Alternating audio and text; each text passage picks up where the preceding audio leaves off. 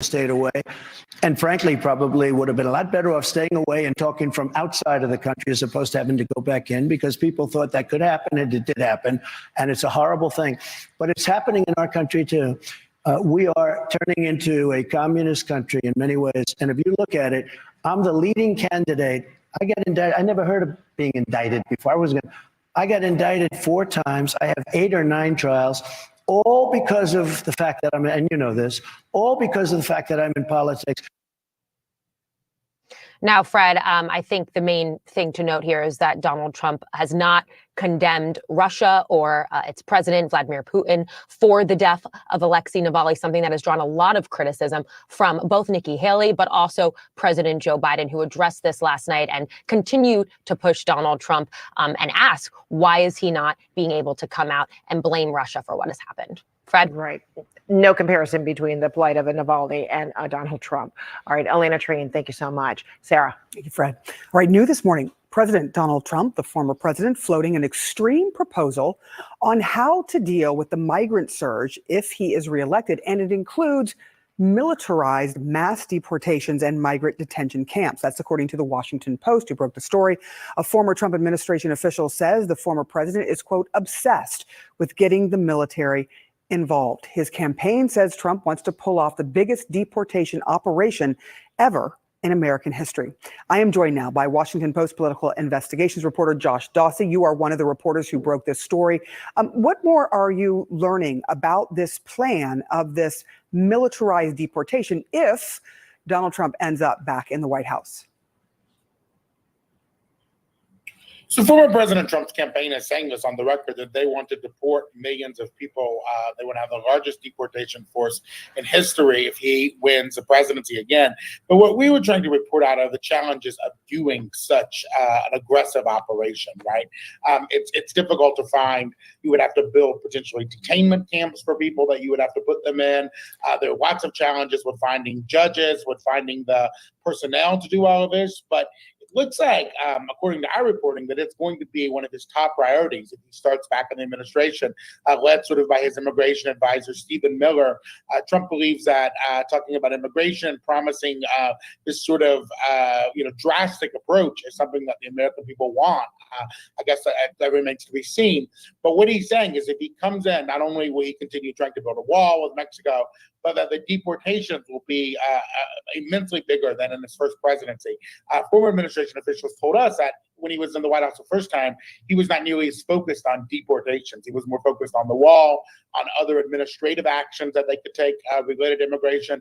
But this time, he's made pretty clear that one of the first goals of his presidency will be to deport millions of people. I want to ask you about something that's in your reporting. It talks about in the late 50s and 60s, the last time this was done in a very large way was in the Eisenhower White House, where he had a program known as Operation, and the word they use is derogatory, that people use for Mexican migrants. Did the president or the people around him use those very words, or were they sort of likening their program to what Eisenhower did back in the day? No, they didn't use those very words to us, to be clear. It's a similar comparison of trying to round up a lot of people in a short period of time. So I think there are some parallels to that program that could potentially happen here, but they did not use those words, to be clear, in describing their approach to us.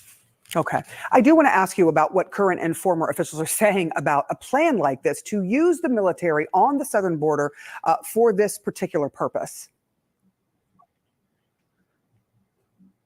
Yeah, and there's a lot of concern from folks who worked in the first Trump administration that if he was put back in office, that he would use the military for things like this. John Kelly, his former chief of staff, would repeatedly try to stop him from using the military for things that were in the domestic interest, that John Kelly did not think the military should be used for. There were lots of concerns that he wanted to put the military into a large role of trying to secure the border or trying to do what he wants on immigration. And this time, you can imagine that he would want to do that again. Stephen Miller, his sort of chief immigration advisor, has said, we have to take drastic action. We don't want to wait for the courts to give us these rulings. So what his former administration officials fear is that the military would have a big role in such a plan like this. Josh Dawsey, thank you to you and the other two reporters who were on this story breaking this information. We appreciate it. John. With us now, CNN senior political analyst Gloria Borger. First of all, great to see you, Gloria. Thanks so much for coming on. Good to see you. Second of all, there's something about this which sort of harkens back to 2015, 2016, when Trump would say Muslim ban, or the Trump campaign would throw things out there, and then it would get a ton of talk. It would dominate the discussion, and then sort of set the tone for the campaign. So how should statements like this be treated now, do you think? Seriously, I think very seriously. I mean, the one thing about this campaign is that Donald Trump has not hidden any of the ideas about what he would do, about how he would prosecute his enemies through the Justice Department, for example, how he wants mass deportations of people coming into this country illegally. I think the use of the military is something that would be very controversial, but he's saying it out loud. They're not shying away from it because they believe these are issues that the public cares about. We know, particularly in the Republican electorate, immigration is issue number one in some polls, that this would be popular. So I think we need to take this seriously and literally, because I think they're making plans. They've got think tanks working on these plans. This isn't something out of thin air here, and I think he's very committed to this. Look, and again, back in 2016, people mocked the idea of build the wall, which he never did. But right. It was popular with some people, and not as abhorrent as I think some people on the left thought it sounded when it was presented. Exactly. And, compared to the wall, this is huge. And, we know he didn't succeed in building the wall, nor did he get any money from Mexico, as he promised, if you'll recall. But I think this is something that he's got people working on. And, Stephen Miller was a trusted advisor in the administration and remains one of the few left who's a trusted advisor and is behind all of this. And we know how dogged he is on immigration. This is pretty much all he's been thinking about, you get the sense, That's for the right. last 4 years.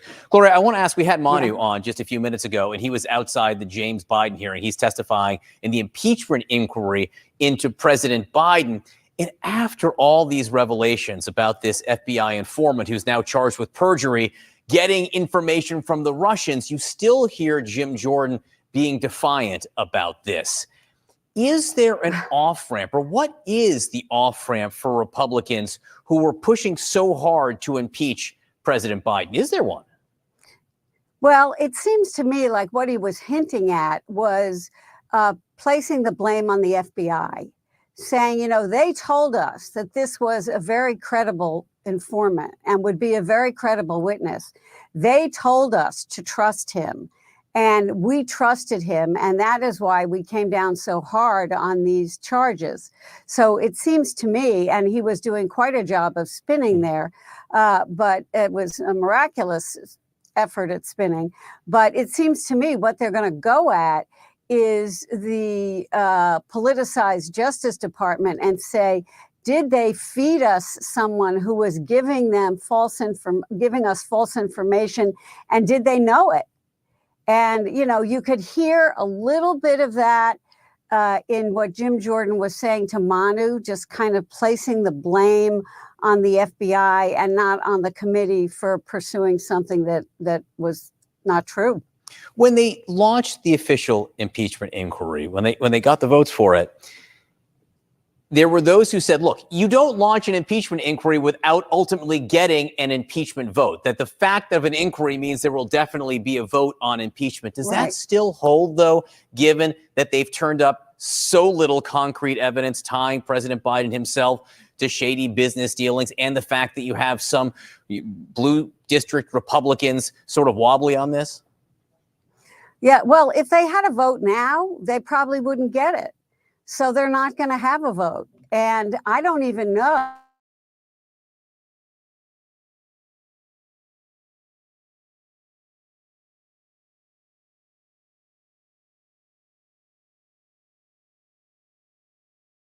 Coventry has you covered. Call 1-800-561-2600 or visit CoventryDirect.com to learn more about how you can get cash by selling your life insurance. Call 1-800-561-2600. Retiring soon? Get the information you need by joining Kyle Jones and Matt Allgeier of Fira Capital Management for Your Retirement Highway, Sunday mornings at 9:30. Investment advisory services made available through Pine Ridge Advisors, LLC, a registered investment advisor. Securities made available through AE Financial Services, LLC, member FINRA and SIPC. I lock up my Old Spice Fiji aluminum-free dry spray to keep that 24/7 lasting freshness safe for myself. Fresh coconuts, palm trees in the wind. It's like catching waves in Fiji. Actually, I just talked myself into a refreshing spritz of Fiji. My Old Spice is missing! No! Get in zone, AutoZone. Welcome to AutoZone. What are you working on today? Brakes? We can save you 15% on that. We have OE quality Duralast brake pads and rotors in stock, ready for pickup or delivery. We also have calipers, brake fluid, tools, and anything else you'll need to do the job right. When you get Duralast pads and rotors together, you'll save 15%. It's just part of what makes us America's #1 brakes destination. Get in zone, AutoZone. Hey, this is Charlie Brennan. If you have exposed brick or stone in your garage, basement, or fireplace, this is a great time to call Morelli Tuck Pointing. Of course, tuck pointing on the outside of your house is often not possible in the winter, but inside, the Morelli team can keep working 12 months a year. What's tuck pointing? Well, it's the removal of old mortar and the replacement of new mortar on a wall or chimney. Sometimes that mortar can become loose, missing, or deeply eroded. We've used the Morelli team to tuck point the Brennan home numerous times. So if you live in a brick or stone home in need of repair, call the company that's received the Angie's List Super Service Award every year, back to back to back, since 2005. Morelli, the masonry specialists. Check out their reviews on the Google, Angie's List, and Better Business Bureau websites. Call 314-645-1387, MorelliTuckPointing.com. Ad paid for by AG Marketing Group. Attention timeshare owners. If you need to get rid of your timeshare for any reason, please listen to the following message. Getting out of a timeshare commitment is not easy, and it takes time. But we specialize in helping consumers legally get rid of their expensive timeshares forever. Can't get the vacation dates that work for you? Maybe you felt taken advantage of or forced into the timeshare? Maybe you just can't continue to shoulder those monthly payments any longer. If you need to eliminate your timeshare commitment, then you need to take down this number, 800-866-7061. We will safely and legally get rid of your timeshare payments forever, all with a 100% satisfaction guarantee. Don't continue to let your timeshare be a financial burden to you and your loved ones. Call us now at 800-866-7061. The call is free. The consultation is free. Call 800-866-7061. That's 800-866-7061. Again, 800-866-7061. Live and local. This is St. Louis's News Radio, KMOX.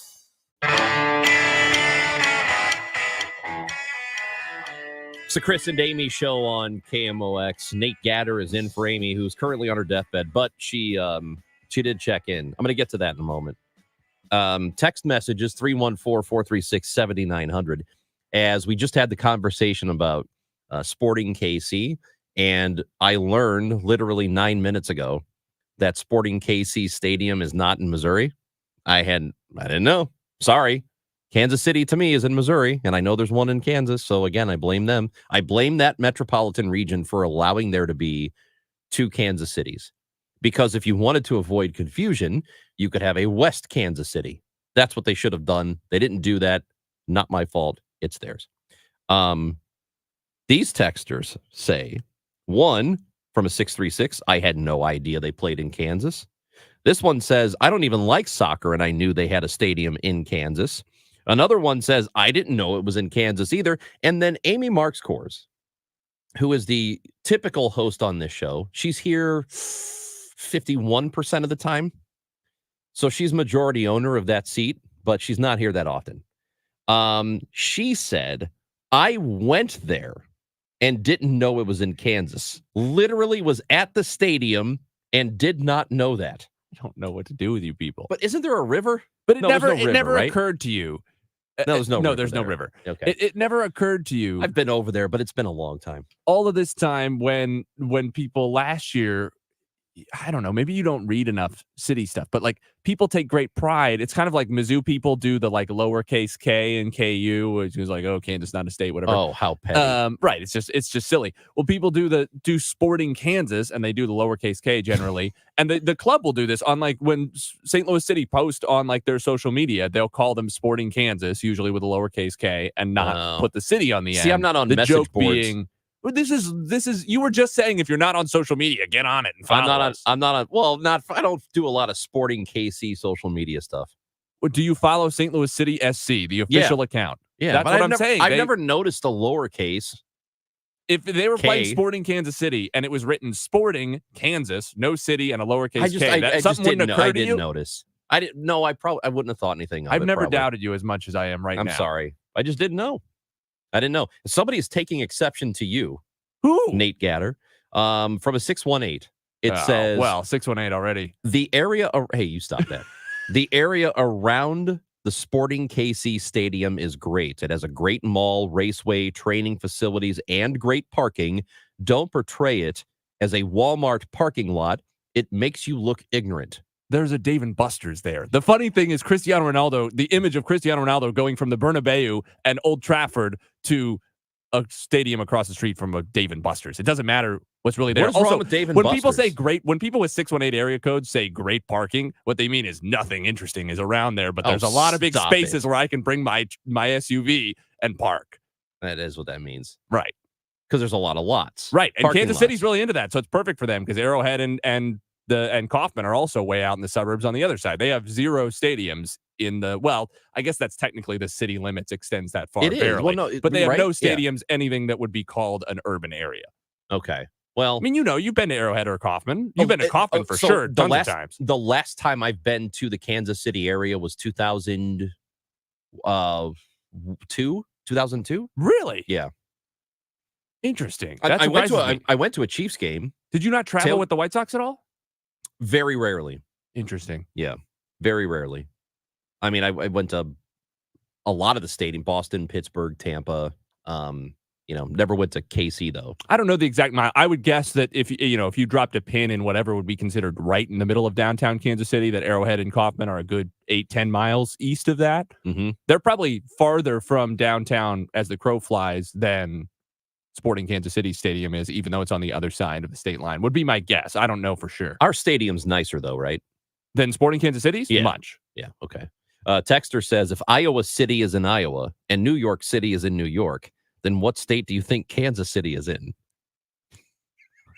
I guess a fair point. Great point. And he also says, just ask the former president. Though, It's in did you know Kansas. there's a Missouri City in Texas? I So that feel causes a problem for your theory. I think it's a suburb of a relatively big city because there are a lot of college athletes who come from there, and so it's probably not a standalone little town. Let me But see this exactly where it is. this person has a great point because there is where's Mexico City? It's in Mexico. Think about that. But I feel like I'm undermining the point a little bit by naming And then Houston there's- suburb, Missouri City, and then California City, and Oregon City. Okay. What about Illinois City? You ever been there? Here we go. Thank you. Another text message. Guys, there is a river between the KC, Missouri, and KC, Kansas side. It's called the Missouri. That can't be right. The Missouri River's not over there. That's like is it? that constitutes the border between the states, like the Mississippi River does on I this don't- side. What are we doing here? What is happening today? This is what would. Anyways, City SC going to be good this year, Nate? So there is a yes. I'm looking at it right now. There is a river, but it's not. It doesn't constitute the state border. Okay, because I remember I did go over into Kansas when I was there 20 plus years ago. We were in. Hello. I hear Debbie Monterey for some reason. Hello, Debbie. Hi. That was fun. You okay? There she is. Debbie's got the news in a few minutes, and she just wanted to give you a quick preview. So there is a. I do recall vividly when crossing the Kansas City border. I swear I crossed the river. Yeah. So if you were going west, and you cross I over went from to Missouri Lawrence. into Kansas, you are going to cross a river at some point, but the river is not the border in the way that the Mississippi River is the border. Texter says, welcome to Geography on KMOX. Hey, thanks for being here. This has been the Geography Half Hour, and we're going to do it every day now between 10 and 10:30. We will spend the first half hour of every Chris and Amy show discussing geography in the state of Missouri. Like it or not. All right, that's Nate Gatter. I'm Chris Rongey. Whew. Let's talk some Russia stuff. Want to do that? Yep, we'll do it when we come back on KMOX. Hey guys, it's Dave from the Dave Glover Show, 1 p.m. to 5 p.m. weekdays on KMOX. Let me do a promo that no one's ever done in the history of radio. I talk 4 hours a day, 5 days a week. It's impossible to do without saying a lot of really, really stupid stuff. So if you would like to see someone just melt down about once a week, tune in. It can happen anytime between 1 and 5. Usually happens in the 2 o'clock hour. I'm not sure why. 1 p.m. to 5 p.m. on KMOX weekdays. It's the DGS. It's time for a $98 furnace tune-up. What's holding you back from learning the language you've always wanted to know? Too hard. Takes too long. Not with Babbel. Babbel's lessons take just 15 minutes a day. 15 minutes isn't long. Nope. And they're fun. Fun isn't hard. Right. Babbel's interactive lessons, podcasts, games, and more make it fun and engaging, so you don't realize you're learning a language, but you are. And Babbel's lessons are built around real life. You can choose from topics like travel, business, relationships, and more. You'll learn what matters most to you.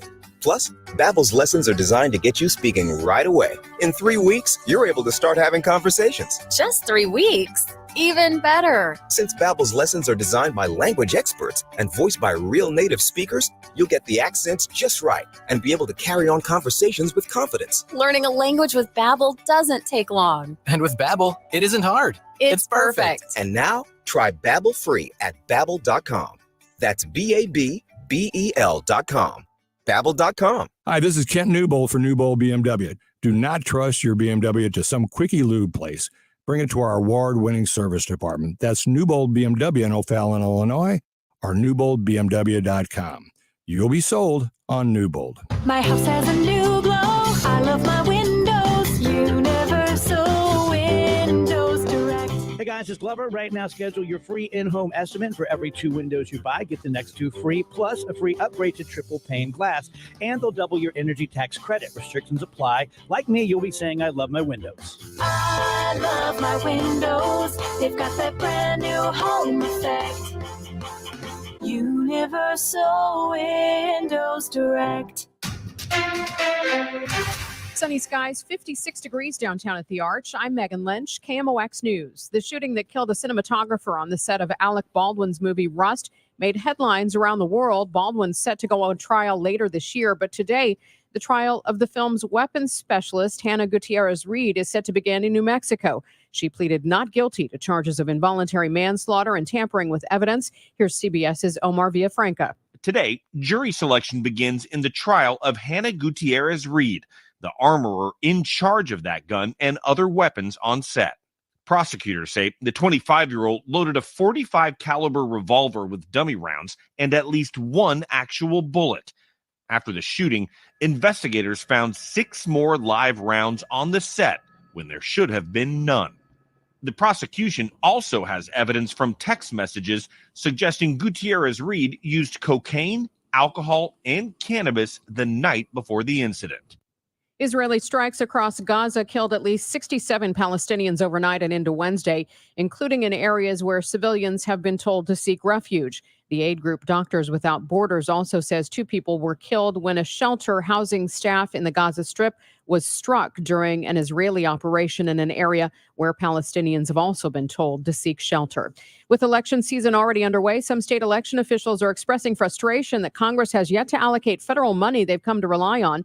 They need it to help cover the costs of securing their system from attacks, updating equipment, and training staff. The forecast sponsored by Sandberg Phoenix Law Firm. Sunny with a few clouds today. It will be unseasonably warm. We're expecting a high near 70. Currently, we have sunny skies, 56 degrees downtown at the Arch. I'm Megan Lynch, KMOX News.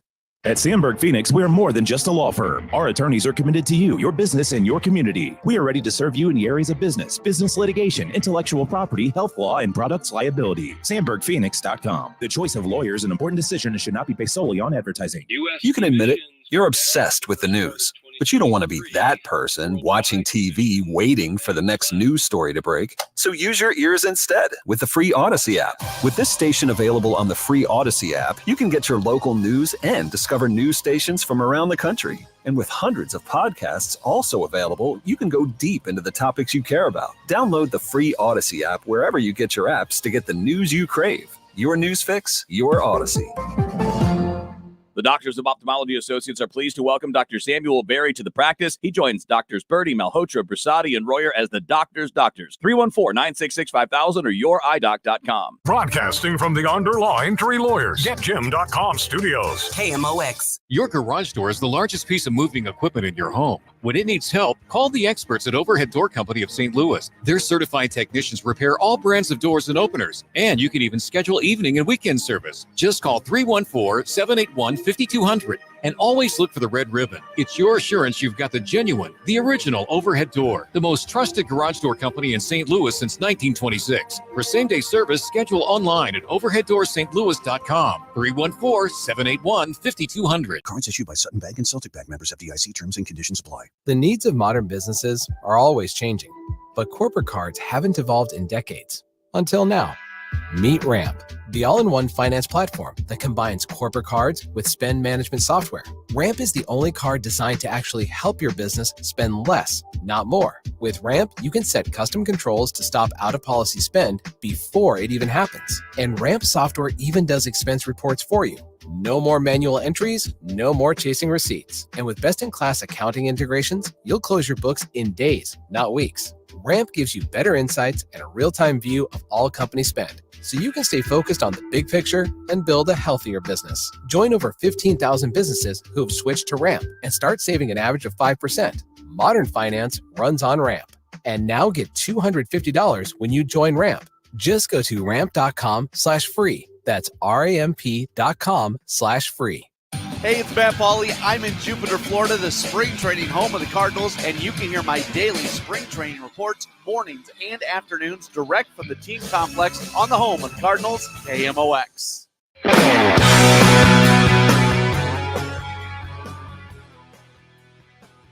It's Chris and Amy show on KMOX. It is time to go to the Quiver River Electric guest line today because there's been a lot of developments as it pertains to Russia and Ukraine and even some domestic things concerning Russia, but we'll get to that in the next segment. But right now, we're going to take some time to visit with Ellen Carnigan, who is a St. Louis University professor of political science, who joins us now on KMOX. Ellen, we appreciate your time today. Thank you for visiting with us.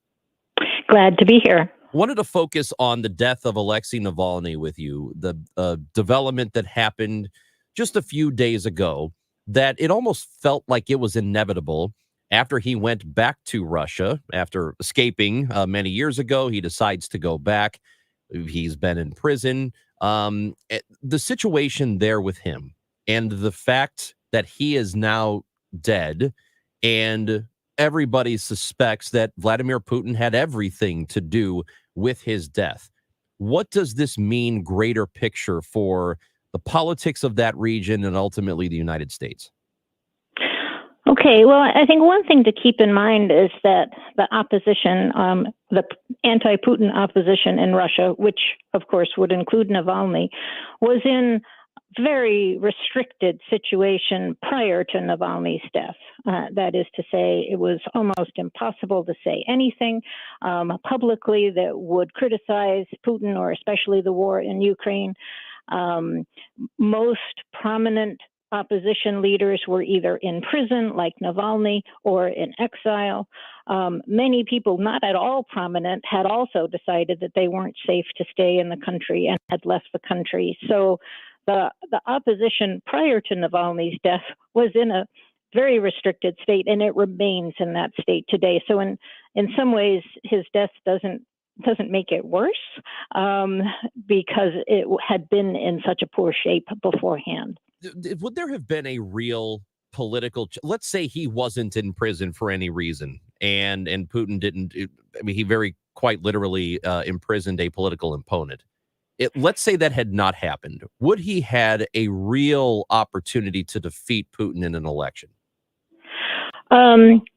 Well, there's two questions involved in that question you just asked. One was, would he be able to run? Yeah. And the second question is, would he be able to win?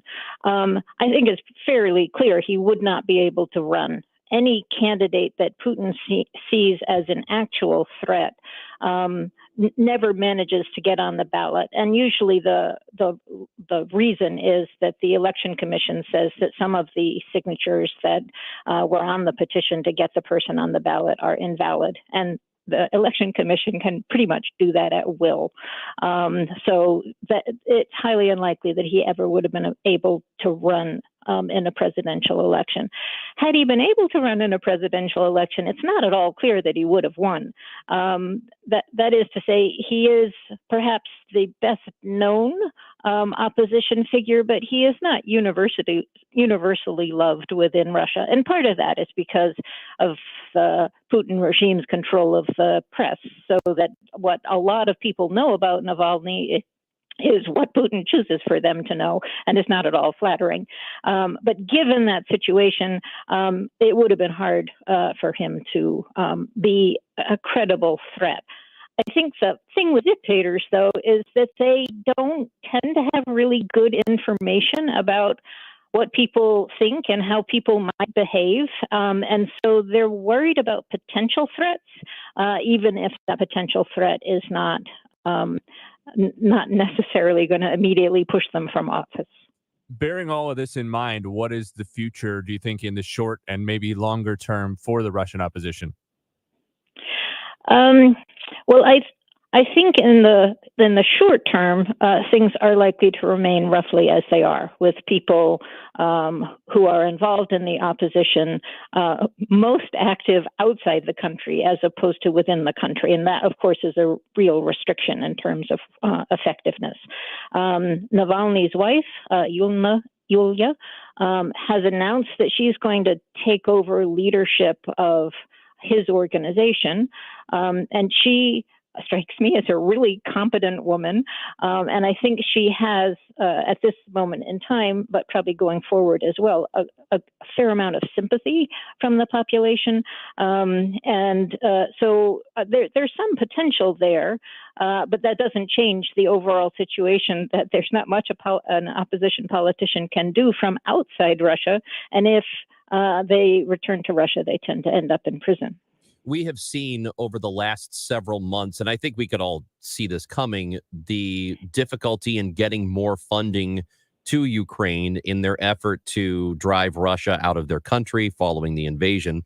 And there have been it's been mostly Republicans who have been against the idea of sending more aid. It's not all of them. There are plenty of Republicans that think that we should continue to fund Ukraine. Would it be a mistake for the United States? And I mean, I guess you could answer this from a European perspective too, but for the United States itself and our interests, would it be a mistake if we failed to support them in their effort?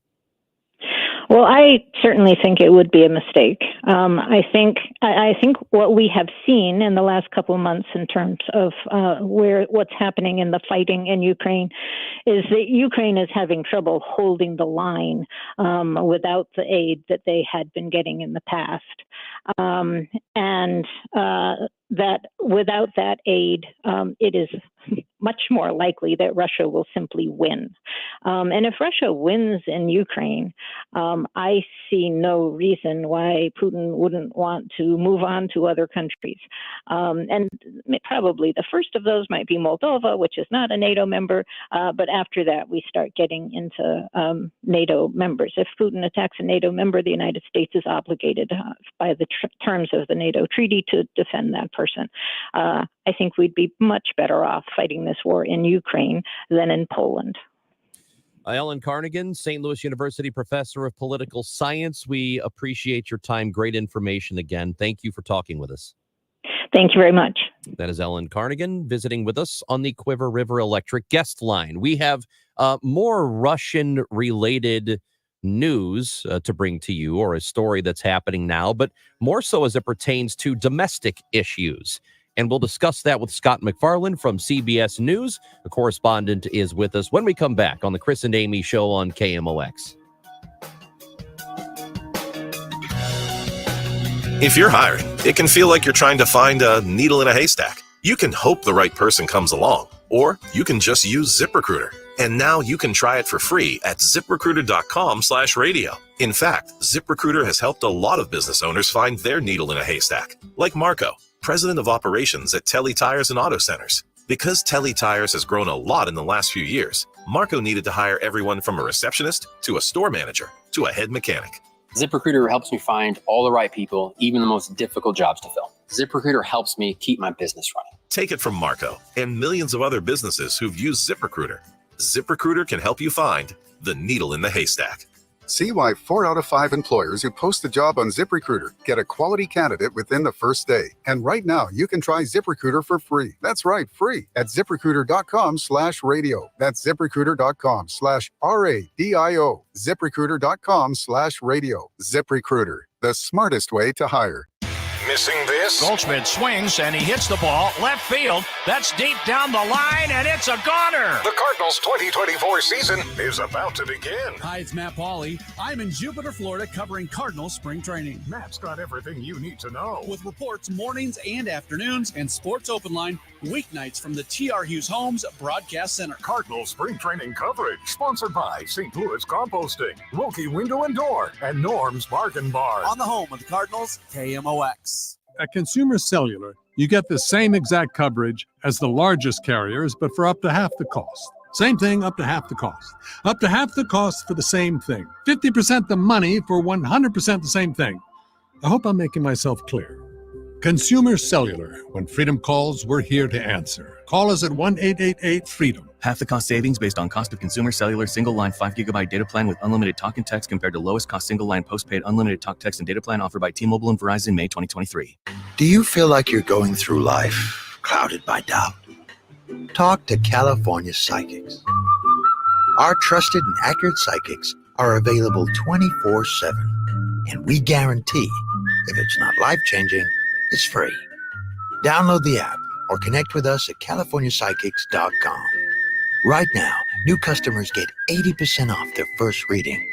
Experience the joy of certainty. California Psychics. Did you all hear what's going on with these energy mandates? You know, I've been told they don't make a lot of sense. And I'm in the business. I agree 100%. Actually, they make 0 sense. So here's the easiest thing, and the only thing I have on a recommendation. You're going to need a new furnace or a new air conditioner.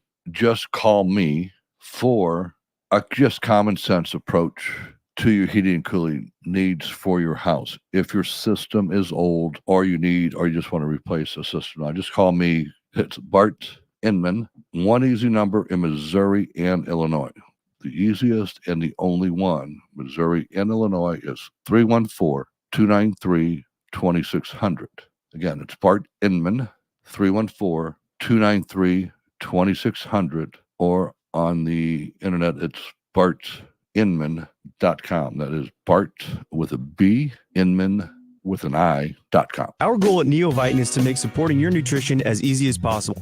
That's why we created the Neovitin monthly subscription. Just go to neovitin.com, choose your multivitamin, sign up, and we will do the rest. You'll receive your Neovitin multivitamin every month with no long-term obligation. You can pause or cancel at any time, and multivitamin includes our physician-formulated proprietary blend for nutritional support you won't find anywhere else. Start supporting your nutrition the easy way with Neovitin multivitamins. Sign up for a Neovitin subscription today at neovitin.com.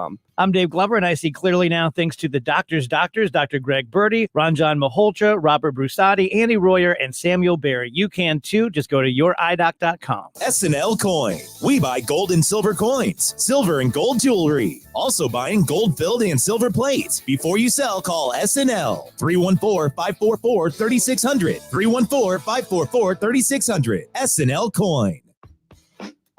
Don't let a cold, sinus infection, or allergies ruin your day.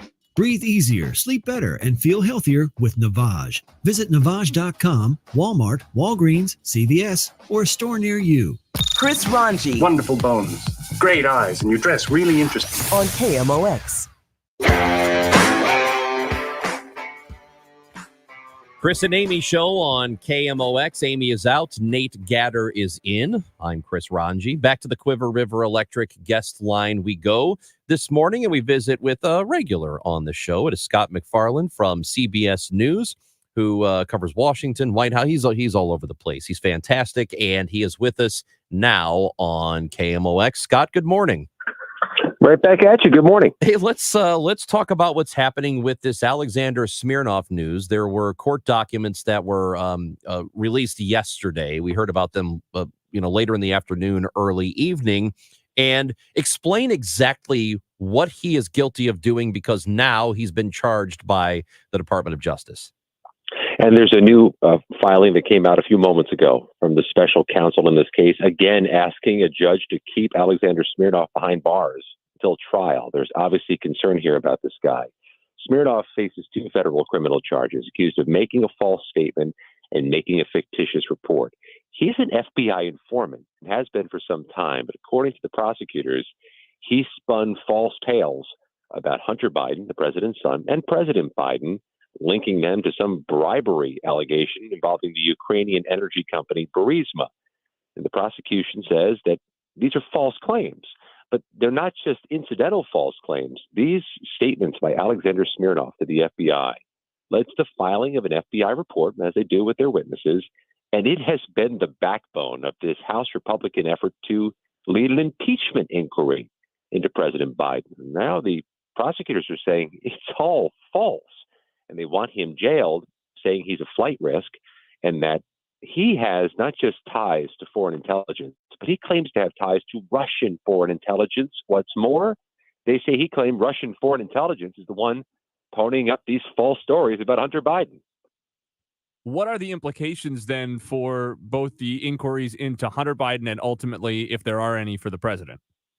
Yeah, we brought that question to House Republicans, and so far they have indicated they are full steam ahead. That this FBI informant's information was not the entire basis of their inquiry, that they have other questions about other business dealings involving the family, and they will proceed. In fact, they are proceeding right now with a closed-door interview of the president's brother, James Biden. And then a week from today, right back here in Washington on Capitol Hill, a closed-door deposition with Hunter Biden. They are unflagging in their efforts to continue with this impeachment inquiry, but Democrats say if it's all based on a lie, or if so much of it is based on a lie, you got to drop this thing immediately. And a lot of this information, the likes of James Comer and Jim Jordan went, as you mentioned, full steam ahead on this entire thing, in large part as a result of this guy's testimony. Are there any possible repercussions for them as a result of all of this? Well, they're going to get more heat from the Democrats, and maybe the people whose minds and hearts they're trying to change are less inclined now to change their minds and change their hearts about this whole political endeavor, which is this impeachment inquiry. If they were trying to be harder to sway people now. But I think ultimately there's another political end here. They are, just by having an impeachment inquiry, just by having the inquiry, watering down the impact of the word impeachment at just the time they'd like to do so, as they're about to nominate a twice impeached former president to be their nominee for the White House. Watering down that word serves a purpose, even if it doesn't get anywhere. And with this informant story falling apart, it's a real kneecapper for their efforts to get an impeachment vote on the floor and for it to pass. It is, but is there as it pertains to Biden, but as you mentioned, Hunter Biden is not in the clear as a result of all of this. Yeah, the same prosecutor who is bringing the charges against the FBI informant, accusing this informant of making false statements, it's the same prosecutor who actually is prosecuting Hunter Biden on tax charges in California. He's the one who's been investigating Hunter Biden for some time. And it's always worth underscoring, he's a special counsel now. But before that, he was the U.S. attorney, and still is the U.S. attorney in Delaware. And he was appointed by Donald Trump, and he began the investigations of Hunter Biden in Delaware. He's brought the charges in California. There's some nexus to California in the case, but he's still full steam ahead with his prosecution of Hunter Biden in the federal courts near Los Angeles. Bearing in mind your point about why there might be political motivations at this particular moment in time for Republicans in the House to try to water down the shock value or the impact of the word impeachment, how much of this do you think is explicitly politically motivated as compared to how many of those House Republicans might still be true believers, if you will, on what they're pushing any allegations against, whether it's Hunter or ultimately the president? It's a real good question. It's hard to answer, but it's the question to ask rhetorically, because we are now in the heart of an election cycle, not just nearing the election. We're in this thing now. What's more, so many of these congressional Republicans, to a degree the Democrats on these panels too, face the prospect of primary challenges back home. And the only challenge they have to re-election is to lose in a primary. So they don't want to get outflanked to the right. So I don't see anybody equivocating on the need to do an impeachment inquiry among the Republicans who've already supported it. And it's hard to divorce this from the politics of the moment. And Scott, last thing before we let you go this morning, we spent the last segment talking a little bit about Russia and Ukraine and the funding that is being held up in our Congress as a result of people who just don't want to send money that way. With the death of Alexei Navalny, do you see any movement, any shift toward getting something done to get some aid to Ukraine? Yes and no. I mean, it certainly has raised the profile of the issue and the fact that this money needed to be approved in 2023, according to the Biden administration. And here we are nearing the end of February 2024, and it's not done. The political fundamentals here are that if they put this vote on the floor of the House to fund Ukraine, it would pass pretty overwhelmingly. There's a coalition of Republicans who would join a very large coalition of Democrats to do so. But getting it on the floor is the trick. Getting leadership and the speaker to agree to put something they don't want on the floor, even if it passes, is difficult. There's no indication Navalny's death has changed that. But it certainly has reaffirmed the need to support Ukraine among those who already believe it. And maybe they try a third way or try to exert some political muscle to force it onto the floor over the objection of leadership. CBS News congressional correspondent Scott MacFarlane, good to talk to you again. Thank you for visiting with us today. Same. Scott MacFarlane, follow him on Twitter at MacFarlane News. He is very, very good. So all of the just Russia, like here's what is very evident. Going back several years now, Russia loves to be involved in our politics. They love the fact we have infighting. It is so beneficial to them. Vladimir Putin is eating all of this up. Loves every bit of it. Just trolling. Just loves it. Loves it. Loves the idea of at least trying to involve himself in elections or discourse, whether it's these, Russian troll accounts on Twitter or on Facebook, just trying to turn Americans against each other. They are very successful at it. We do it to ourselves, but they are helping and they are good at it. And we need to stop letting them be good at that. That's Nate Gatter. I'm Chris Rongey. Hey, guess what? There's a rich guy in Chicago that wants you in Illinois to pay for his new stadium. Yeah, we're going to tell you about that when we come back on KMOX.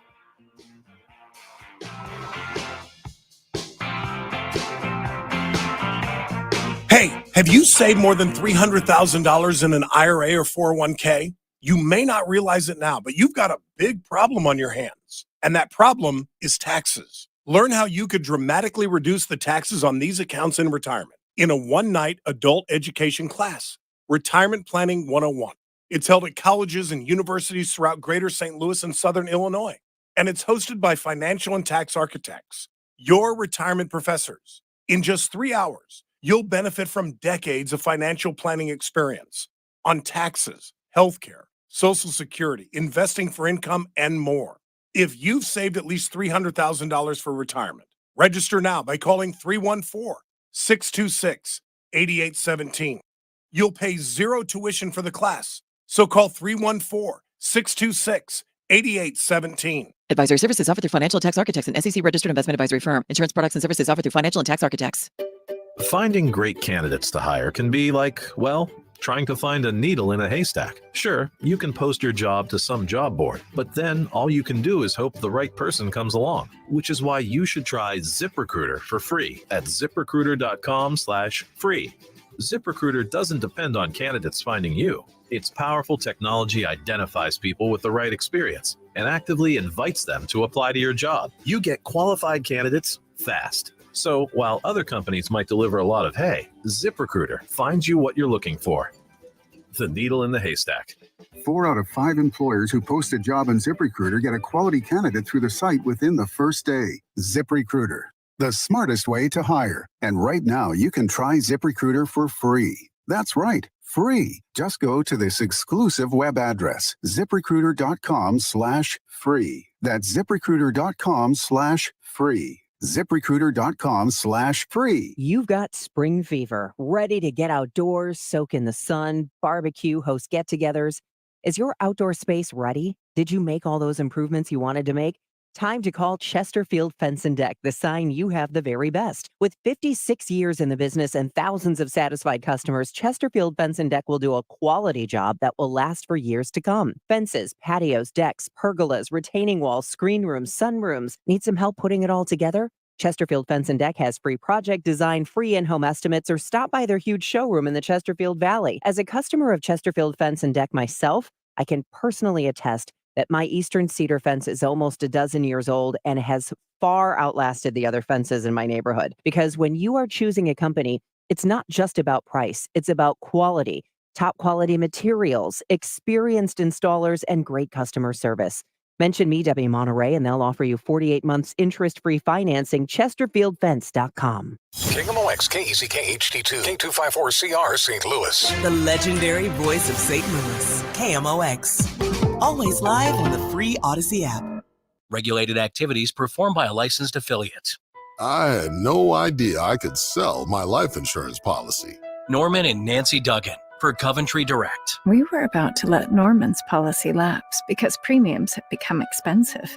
Our kids are doing well on their own, so we just don't need it anymore. Then Nancy called Coventry. They were so helpful, answering all of our questions. If you're over 65 and have $100,000 or more of life insurance, you may qualify. After this past year, we're celebrating life. We've booked some long overdue travel, and we're able to pay for our grandkids' college. Coventry Direct has helped thousands live the life they want to live. Pay for unplanned medical expenses or supplement retirement income. When it comes to selling your life insurance, Coventry has you covered. Call 1-800-561-2600 or visit CoventryDirect.com to learn more about how you can get cash by selling your life insurance. Call 1-800-561-2600. Mid-America's most trusted source for news, KMOX. At 11:01, we have sunny skies, 61 degrees downtown at the Arch. Today is Wednesday, February 21st. I'm Megan Lynch. The streets in Gaza's southernmost city of Rafah are packed with thousands of displaced Palestinians a day after a UN Security Council resolution calling for an immediate ceasefire was blocked by U.S. veto. Melanie Ward is the CEO of Medical Air for Palestinians. She spoke with the BBC about conditions. There's not enough shelter for them. We as humanitarians are unable to provide the right kind of shelter because it's almost impossible to get the right amount of aid supplies in. So people are crowded into the streets. They're fashioning shelters out of anything they can find. Israeli strikes across Gaza killed at least 67 Palestinians overnight and into today, including in areas where civilians have been told to seek refuge. Following a nearly 20-hour Democrat filibuster in the Missouri Senate, a plan advances that would make changes to the state's initiative petition process. Republicans amended the measure to remove language that restricted voting to U.S. citizens and prohibited foreign funding for amendments. Democrats argued there are already laws in place that cover those issues. A final Senate vote needed to send it to the House. Illinois Governor J.B. Pritzker will lay out his spending plan for the year at noon today. Illinois lawmakers initially approved a $50.4 billion budget for the current fiscal year, but better than expected tax receipts could push available revenue to more than $52 billion, according to Capital News Illinois. Experts say some of that surplus should be set aside to help cover the expected deficit next year. Governor Pritzker is set to give his annual State of the State and budget address today, where he'll list his priorities. Stuart McMillan, KMOX News. From the KMOX business desk, no more soft surrounding stores. The St. Louis-based retailer, which began in 1999 as a catalog company with 44 stores in 24 states, filed for Chapter 11 bankruptcy protection last fall.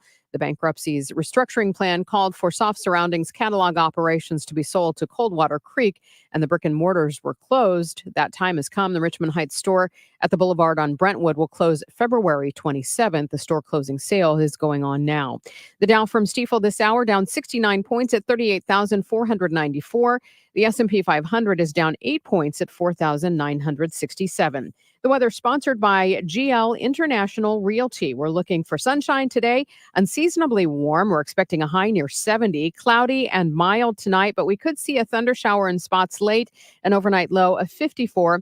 And then tomorrow, a little bit cooler, a high near 60. It'll be cloudy with occasional rain and thunderstorms in the morning, then a lingering shower in the afternoon. Currently, we have 63 degrees in Florissant, 64 in St. Peters, and sunny skies, 61 degrees downtown at the Arch. Sell your home with trust, confidence, and written guarantees. Gloria Liu with Your Home Sold Guaranteed Realty is St. Louis's real estate expert. Visit GloriaHasTheBuyers.com. I'm Megan Lynch, KMOX News. The Chris and Amy Show, sponsored by Summer at SLU. Find your kids' best summer yet at St. Louis University.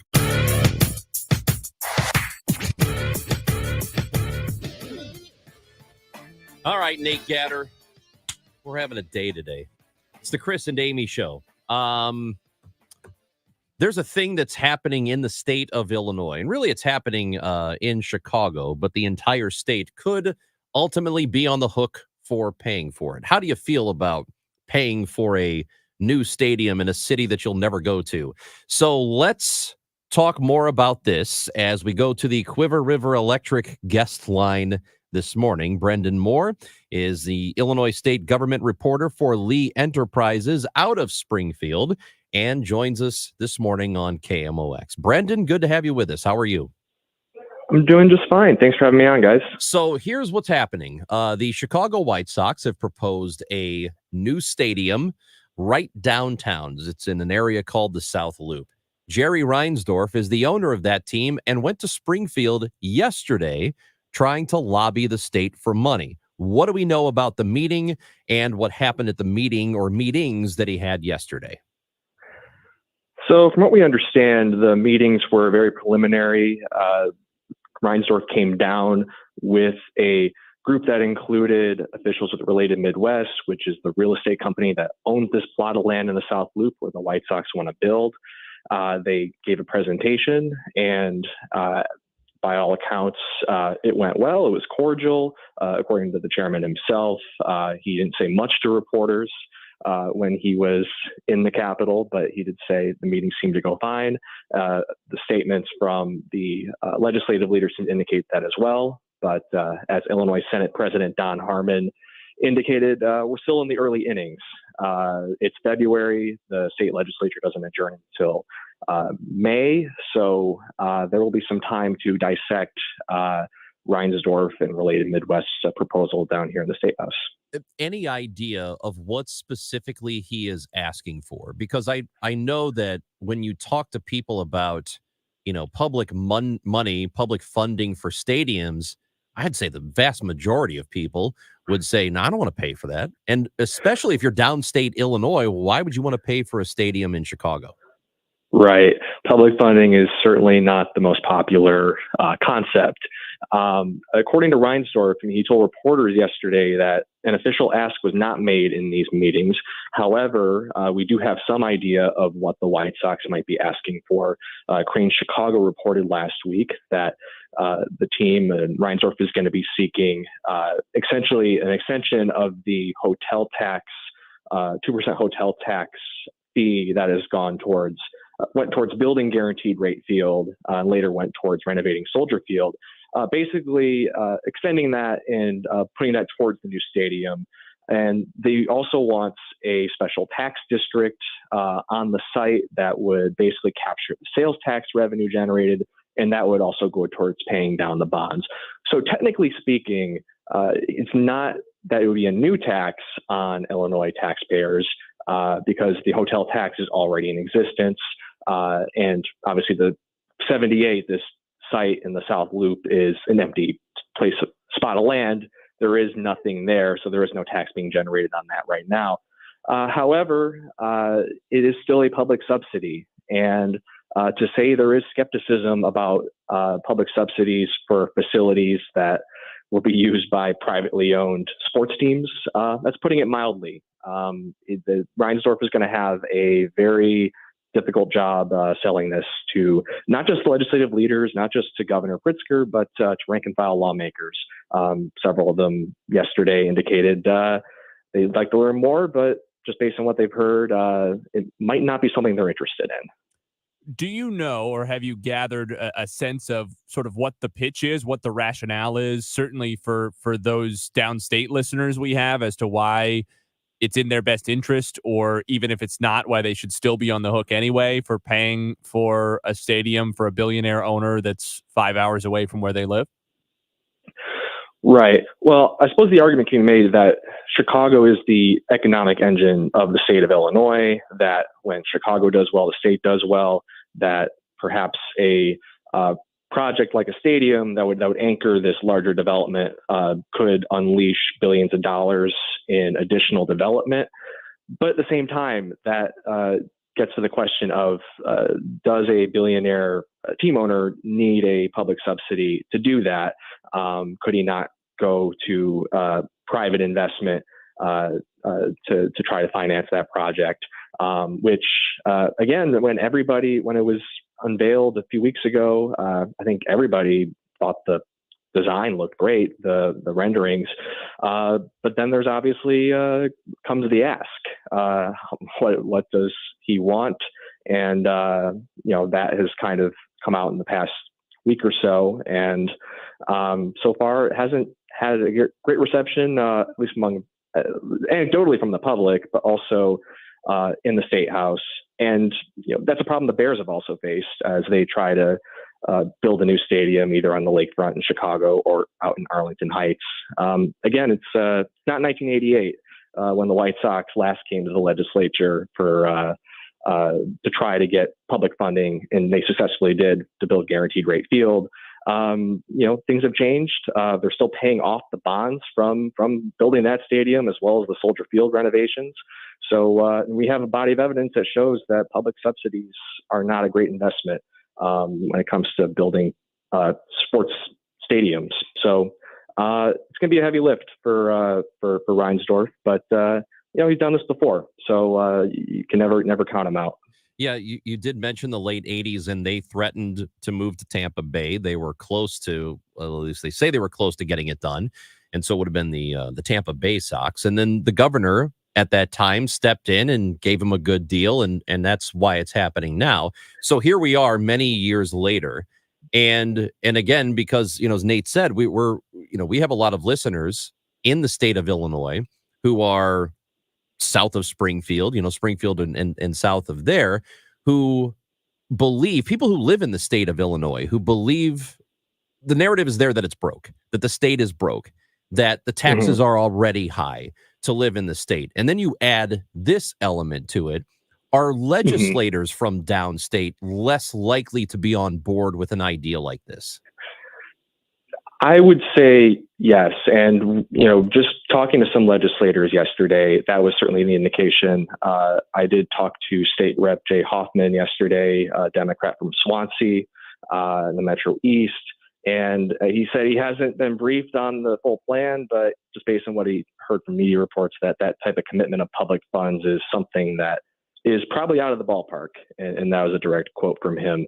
But that's a popular sentiment among a lot of lawmakers, not just down here, but also in Chicago. State Rep Kelly Cassidy represents the north side of Chicago, basically said in a tweet yesterday that, no way she would support public funding for this project. The state of Illinois' fiscal picture is much better than it has been in past years. But at the same time, there's a lot of needs. Governor Pritzker is going to be giving his budget address today. There are infinite needs and only finite resources. And if you ask any legislator, they will tell you that there are so many other priorities, from funding education to taking care of the needs of within their communities. They're much higher on the list than a subsidy for a billionaire sports owner. And again, there's also the fact that to get any type of deal, obviously you need the legislature to approve it, and then you need the governor to sign it. Governor Pritzker is not Jim Thompson, who was the governor in 1988, who helped twist some arms to get the White Sox deal over the finish line. Pritzker has said that he is generally against subsidies for facilities that are going to be used by private entities. And by all accounts, what Reinsdorf is asking for is just that. So that presents a big problem for him and for some of these developers that want to get state help to get this project done. You mentioned Pritzker today, and any sense of what he believes will be the state's top priority?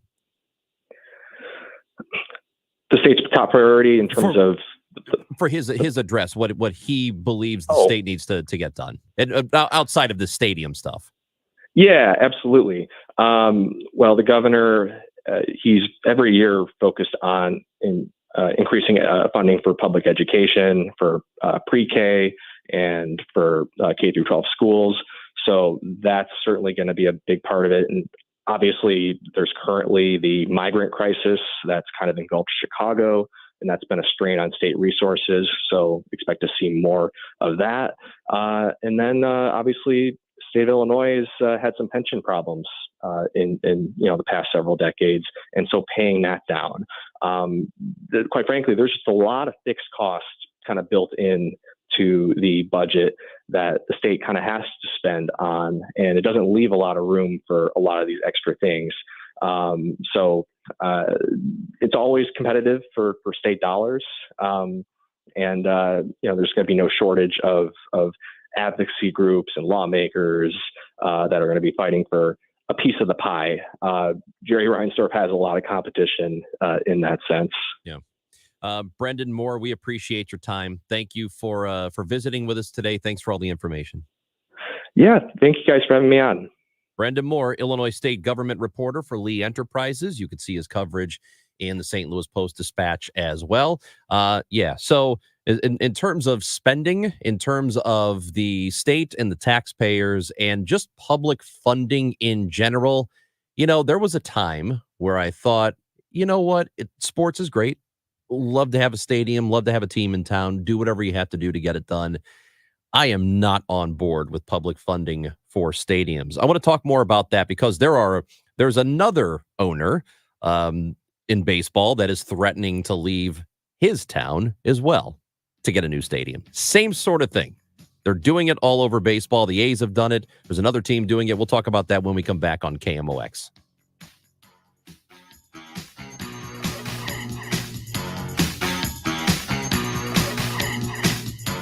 For everything online, it's Audacy.com. Download the Audacy app and listen to The Dave Glover Show and all the news, talk, sports, and podcasts that move you.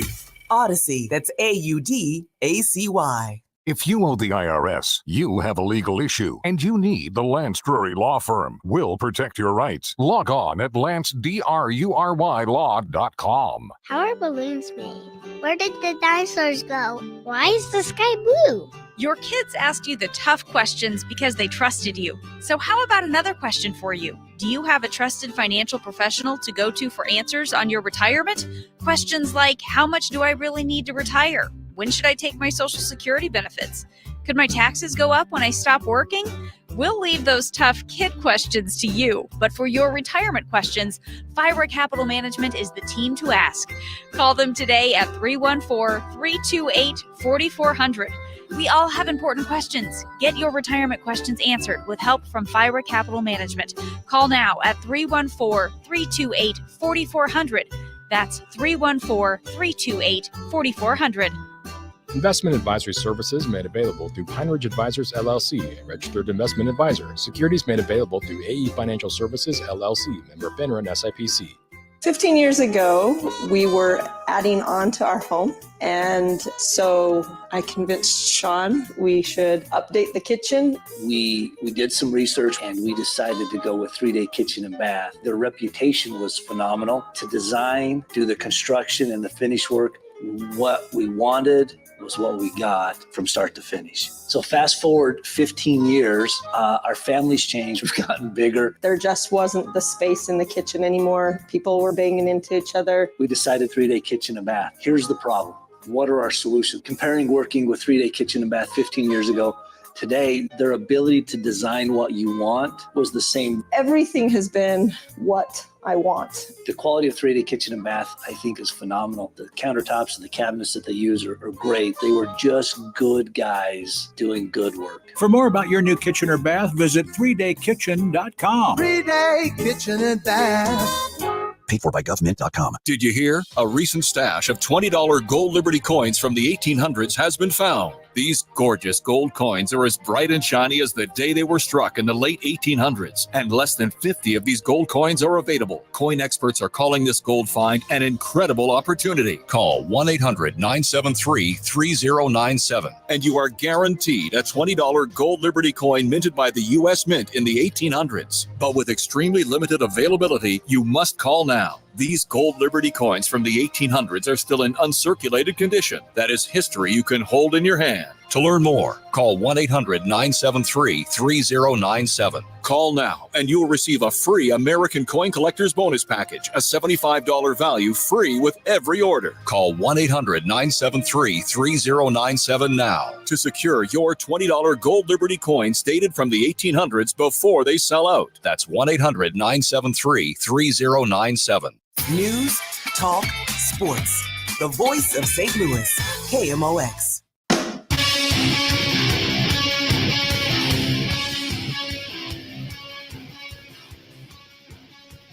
Nate Gatter, Chris Rongey today. A text message 314-436-7900. Texter says, you need to rename the show to the Chris and occasionally Amy show. That's not a bad idea because Amy is always gone. Yeah, at some point I'm going to start asking to get my name in lights.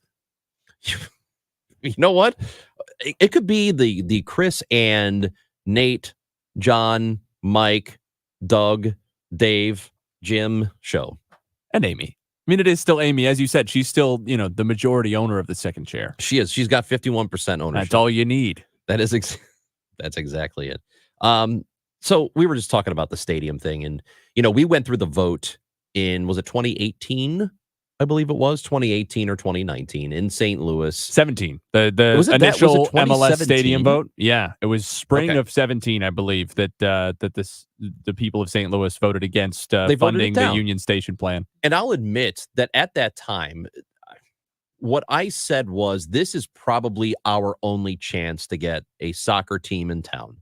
And St. Louis is in such a way that it needs every bit of development, every bit of anything we can possibly get. And I know MLS certainly is not a cure-all for a town, and neither is a baseball team. But just imagine how devastating it would be if the Cardinals were not the St. Louis Cardinals. If they just picked up and left and went to a different city. That would change. As I don't want to say bad, but as down as things are in St. Louis, in a lot of respects, to not have the team would be awful. And so my thinking at that time was, let's get whatever we can, any development, any attraction, any sort of anything that will bring people to the city of St. Louis is a good thing, and we need it. So this is our chance to do it. And the city voted it down. And I thought at the time that was a mistake. But we held our ground. And we got a better deal. We got a better deal. And the people were right. The people of St. Louis were right at that time to say, no, we're not going to do this. We're not going to pay for a new stadium. If you want a stadium and a new team, build it yourself. And guess what? They built it themselves. You know when I would vote for public funding for something like this? If I'm getting a piece of the action, right? Is what percentage of the revenue, what percentage of the profit is the city getting back? in Jerry Reinsdorf's case, what percentage is the state of Illinois getting back? And they're going to cite some like vague numbers about the economic growth of a particular region and what it does for the area and what it does for local business and all of that. And they're going to say 5 million people are going to come through the South Loop development every year. And maybe that's true.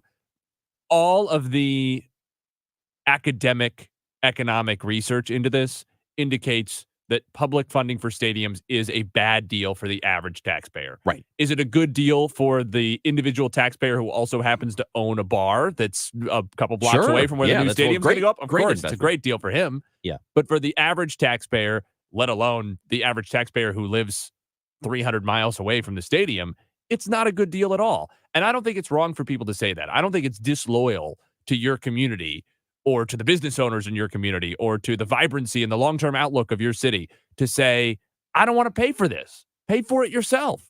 Like Jerry Reinsdorf is a very wealthy man. If he thinks this is going to be profitable for him, he should do it.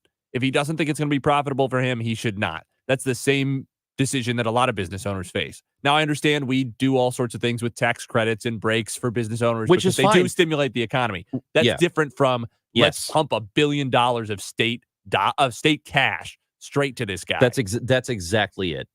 I'm not naive enough to think that no major business in any city doesn't get some sort of break to come there and to operate.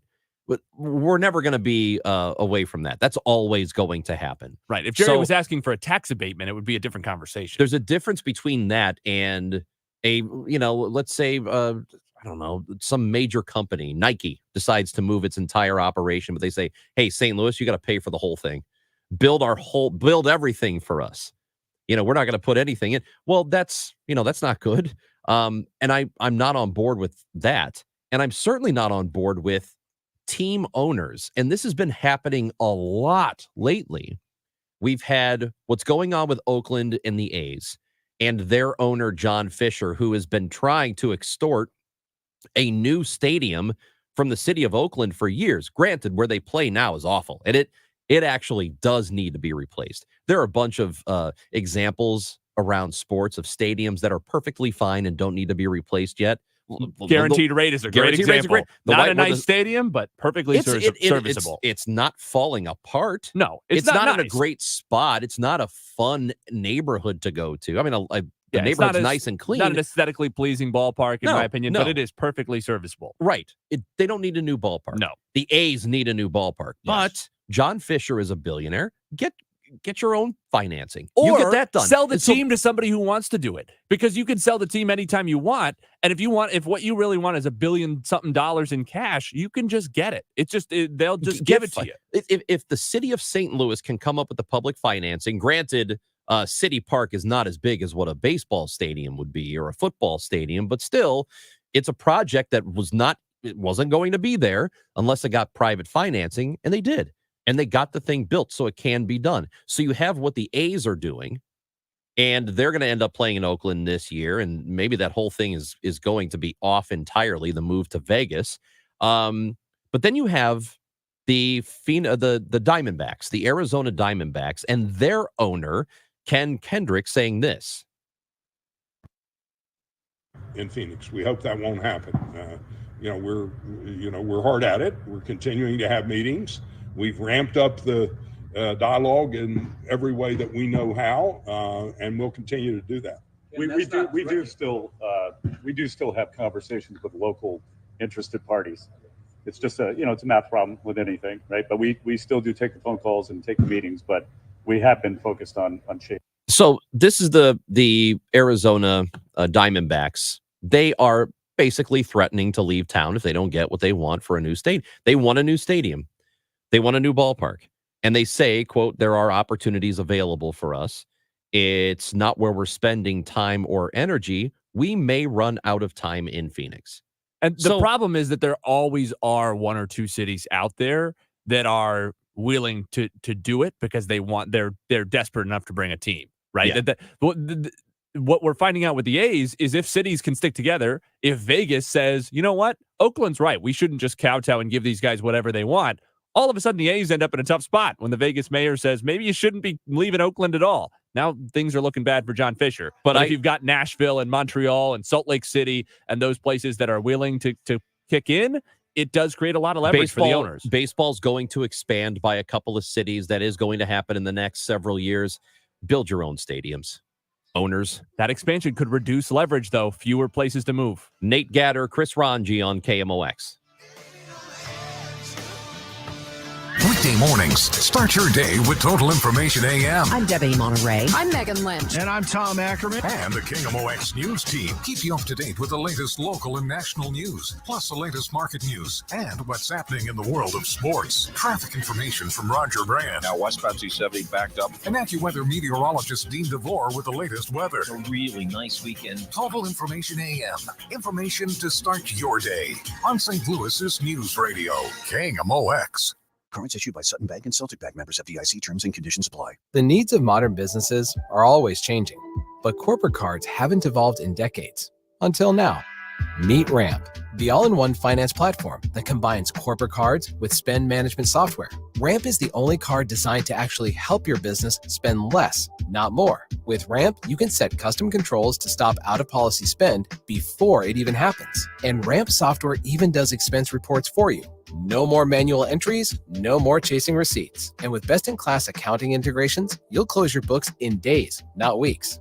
Ramp gives you better insights and a real-time view of all company spend, so you can stay focused on the big picture and build a healthier business. Join over 15,000 businesses who have switched to Ramp and start saving an average of 5%. Modern finance runs on Ramp.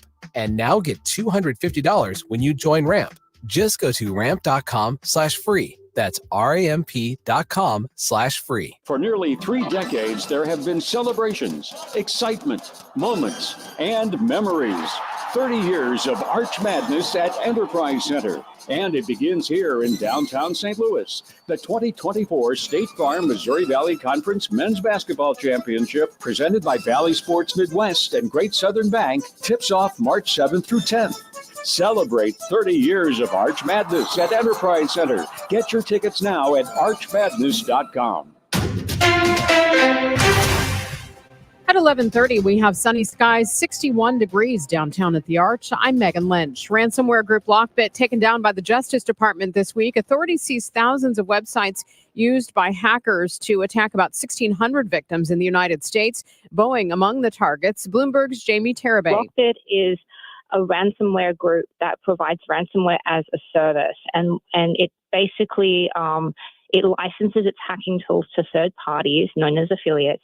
They carry out the attacks and they share a portion of the profits from the extortion. Investigators were able to take in about 1,000 encryption keys to help unlock digital belongings. 200 cryptocurrency accounts were also seized, which may contain money paid by victims of ransomware. There have been no declarations that journalists are the enemy of the people, but there are signs that President Joe Biden's team is starting to more aggressively and publicly challenge how he's portrayed. Within the past 2 weeks, an administration aide sent a letter to White House correspondents complaining about their coverage of a special counsel's report on Biden's handling of classified documents. Separately, Biden's campaign team criticized how news media outlets spotlighted concerns about the 81-year-old president's fitness to hold office. Unusually dry weather down under is delaying an important journey for Australia's iconic red crabs. Experts say climate change has put millions of them in a pinch. CBS's Tina Kraus has the story. It's a spectacular sight every year, the migratory march of tens of millions of red crabs from Australia's Christmas Island. But for the first time in recorded history, they're running more than 2 months late to mate. When the crabs would normally migrate in October and November, we had no rainfall and they didn't migrate. Calm down, calm down. Unexpected dry weather spawned mass crab confusion. Experts say climate change left the stubby little creatures shell-shocked when they scuttled out to sea to breed. With a population of over 100 million, red crabs are unique to Christmas Island and protected under Australian law. The weather sponsored by Saks Financial. We're looking for sunshine, a few clouds maybe. Warm today. We should reach a high near 70 degrees. Cloudy and mild tonight. A thunderstorm possible. An overnight low of 54. Right now, sunny skies, 61 degrees downtown at the Arch. I'm Megan Lynch, KMOX News. A goal without a plan is just a wish. To get started on your retirement income plan, call Sachs Financial today and live your best life now and in retirement. Sachs Financial, the home of the retirement compensation plan at retiresafestl.com.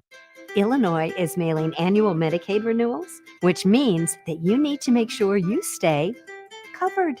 Medicaid keeps me covered. It keeps me covered too. Staying covered with Medicaid means keeping yourself safe. Keeping your loved ones and your family safe.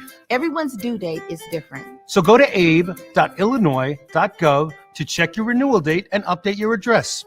And stay covered. I'm John Morgan of Morgan & Morgan. Why should you hire the largest injury firm in the world for your injury case?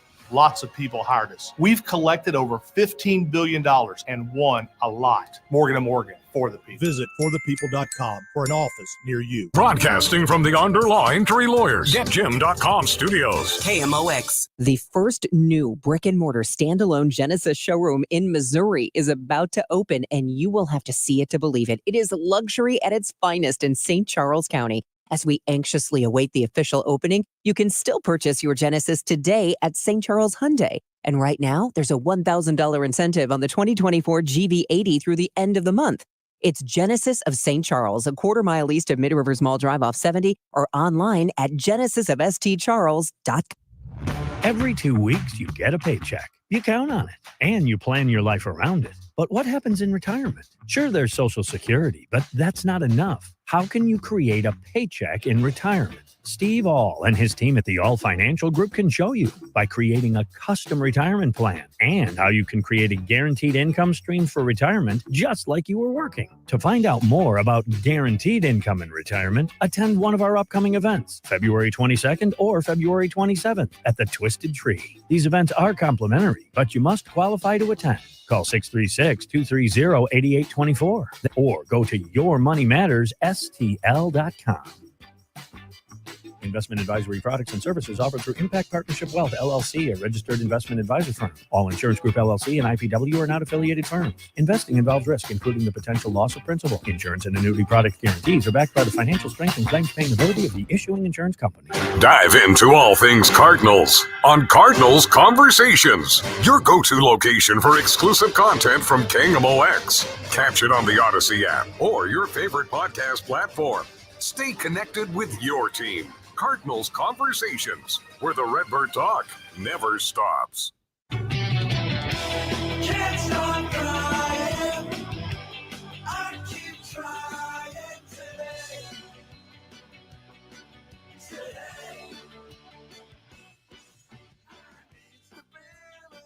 Song called Can't Stop Crying from a new band called The Defiance. And on the Chris and Amy show this morning, we go to the Quiver River Electric guest line, and joining us is singer for this band, and you might know him from the Mighty Mighty Boss Tones. It is Dickie Barrett, who is with us now on KMOX. The new album is called If We're Really Being Honest. Dickie, it's good to have you with us today. How are you?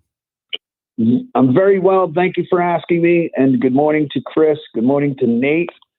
Amy's sick, I guess, right? Yeah, we don't know what's going on with her. She might just be, it sounds like vacation dressed as, disguised as being sick. It's one of those. She banged in, huh? Yeah, she did. Have you ever done that? You ever had a show and you're like, I don't want to do it. I'm sick. I'm not going in. No, they pushed me out on stage anyway. Yeah. So, well, Amy doesn't have to give the money back when she's sick. No refunds. That's right. What are you guys talking about this morning? You don't want to know, man. It's all terrible. It's Russia, new stadiums, and billionaire owners trying to extract money from taxpayers so they can build a new baseball stadium. It's all kinds of stuff.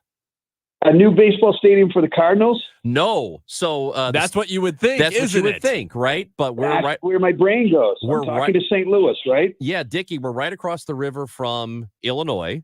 And the state, the Jerry Reinsdorf, who owns the White Sox, wants the state to give him $1 billion so he can build a new White Sox stadium in Chicago. Okay. Yeah. And so what are the problems with this? Well, if you lived in Southern Illinois and you were 300 miles away from Chicago, would you want to kick in part of the $1 billion from public funds to build the White Sox a new stadium? By the way the question's being Supposed to be no. I'm going no. There you go. Very perceptive. You have to say no. So, tell us about this band that you are in, the Defiant. It is you. You've got members from Smash Mouth and The Offspring.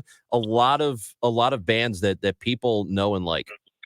It's a punk rock 90s super group, and at some point I had some song ideas and some notions and some musical thoughts that I wanted to express. And so I called a guy that I've crossed paths with many times, being in the Boston's, Greg Camp, who's the premier songwriter for Smash Mouth. And I said, hey, do you want to try our hand at writing songs together? And Greg said yes, and we both agreed that if the song stunk, we would back away from it and never speak of it again. But in no time at all, we realized that we were getting lightning in a bottle and that we were actually writing very good songs. So then we said, well, let's include some other talented guys. And that's always been my game plan, is to surround myself with people who are far more talented than me. And then by, association, I end up looking damn good that way.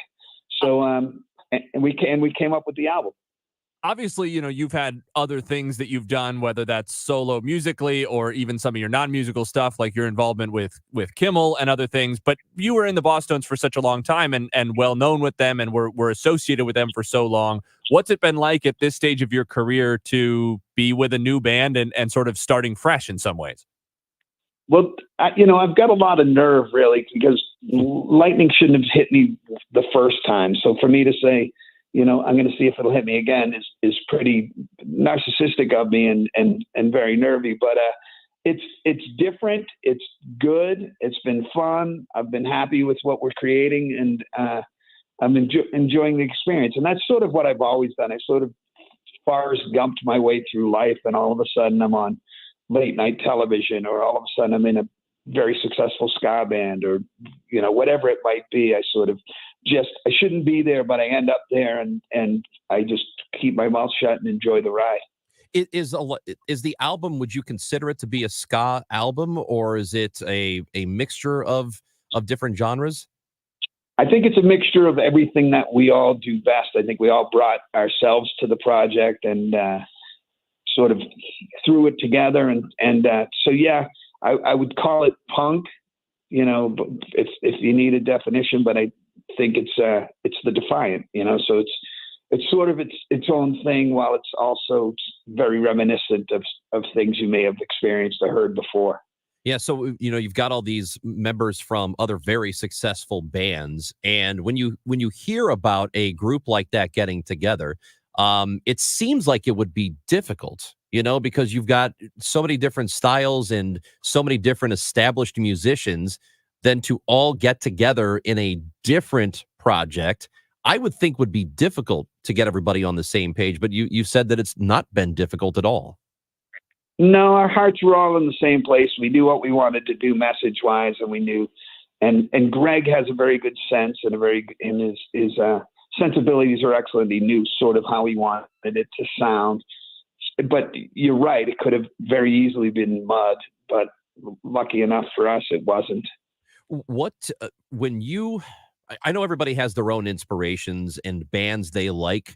So whether it's somebody, a group from the past, an artist from the past that you really think that influences you, who is it? Is it somebody from, 20, 30, 40 years ago? Or are we talking, maybe even current artists that you draw inspiration from?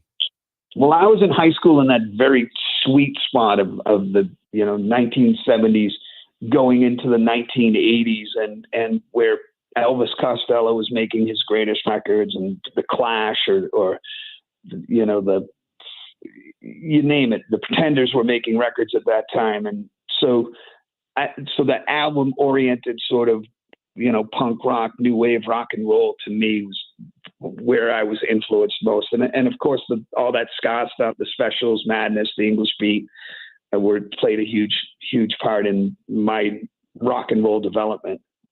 You guys have this tour coming up, starting in a little less than 2 months now. April 12th in Chicago, finishing up May 5th in Miami. What are you most excited for this tour? There's not a St. Louis date, is there? No, there's not. there's not. Unfortunately, there is a Chicago date at the beginning, and then Indianapolis, which is 2.5 hours maybe. So Yeah. so that's not too bad.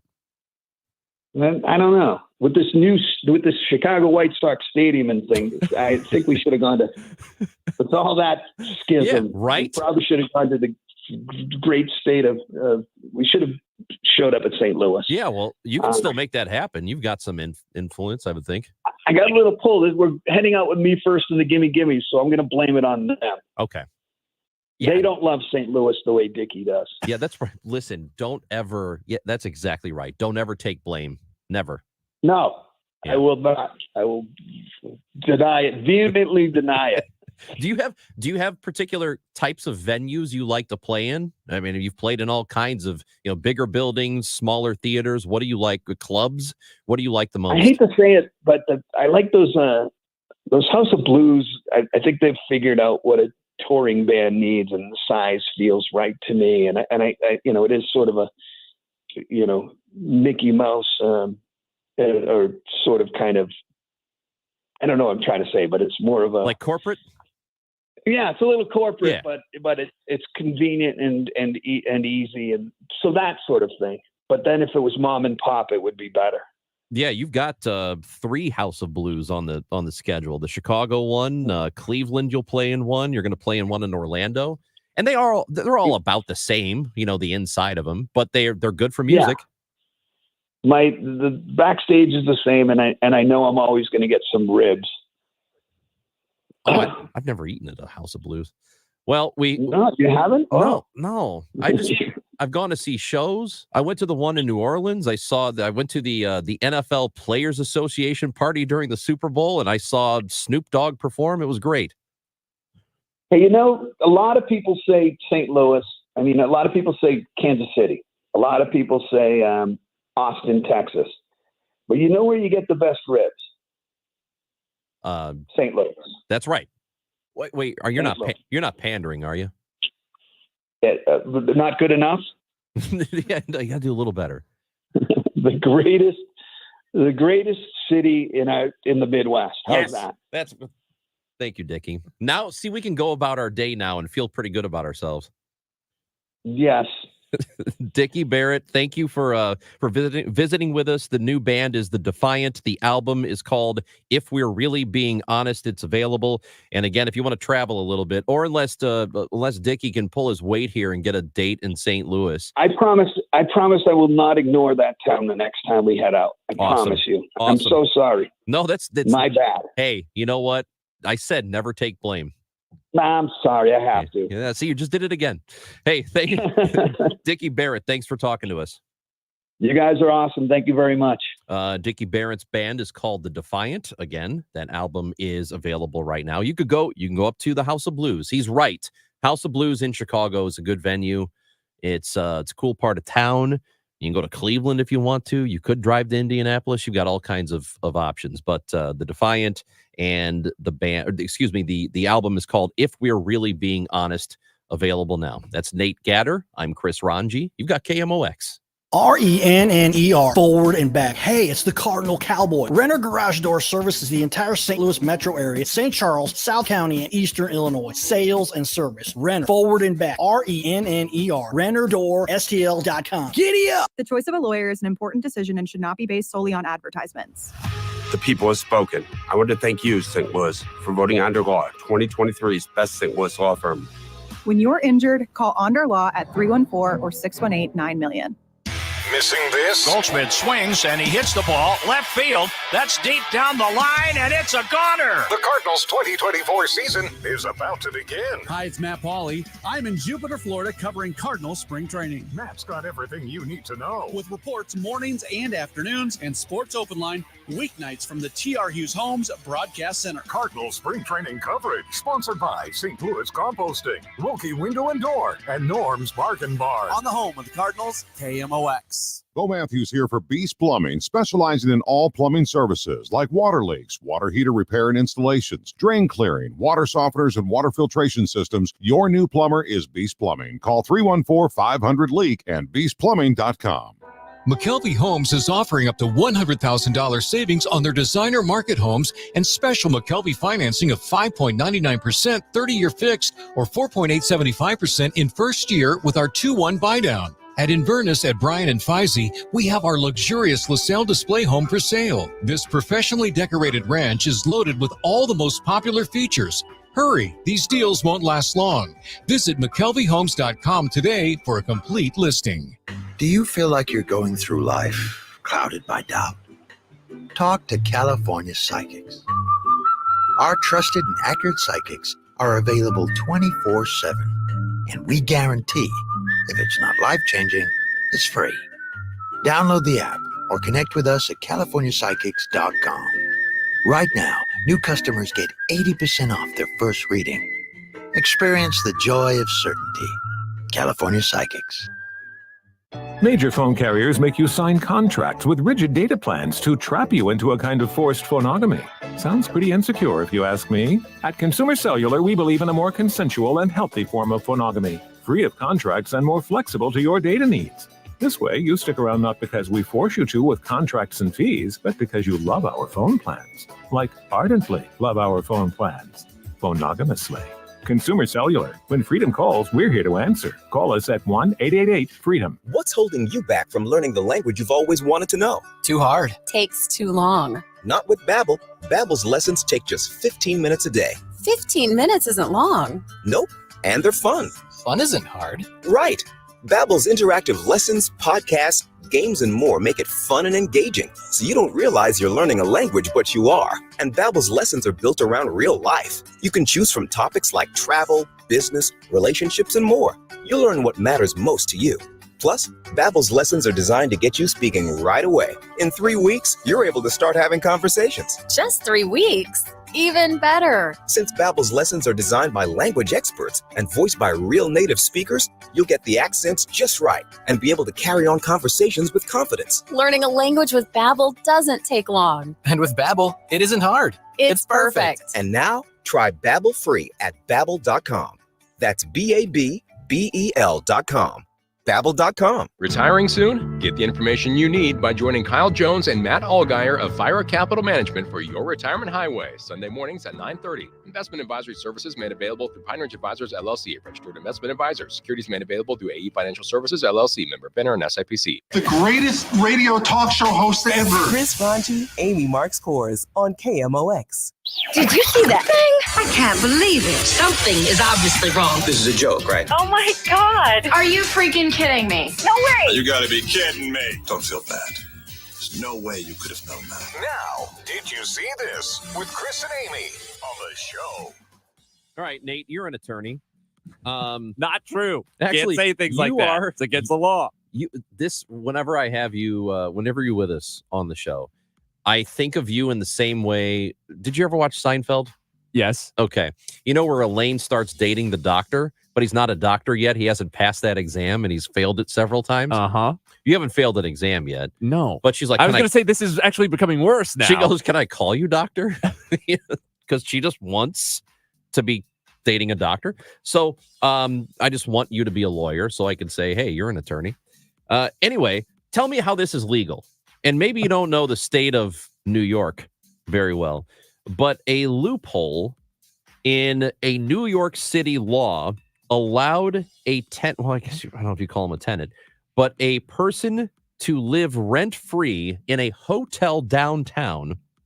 And then this man was ultimately charged with fraud and contempt because he tried to charge other tenants for rent. I mean, I can't tell you for sure why it's legal. For 5 years, this is a story from Channel 4 New York. For 5 years, a New York City man managed to live rent-free in a landmark Manhattan hotel, but he exploited an obscure local housing law. He was arrested and charged with filing false property records. It could end up being a civil case. But he had just moved to New York from Los Angeles several years ago, and there is a loophole that allows occupants of single rooms in buildings constructed before 1969 to demand a 6-month lease. He claimed that because he paid for one night in the hotel, that counted as him being a tenant. So he was getting away with this, and clearly they knew he was there for this whole time, right? I mean, it's an operating hotel. They're aware of who's in their building. Right.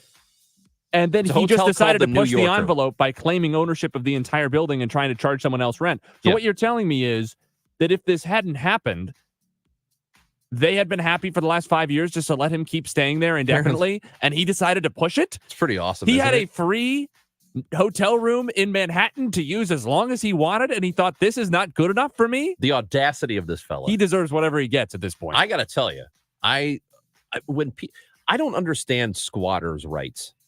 That's a thing I don't really quite get. Yeah, I don't totally understand it either. I mean, so we do learn about something in law school called adverse possession, which is not really the same thing. It can be similar. But yeah, squatters' rights oftentimes has to do with like local ordinances and laws that are being passed to protect those people from certain sorts of treatment rather than saying they have any kind of actual right to the property per se. Whereas adverse possession would be you actually taking possession of someone else's land over the course of a long period of time.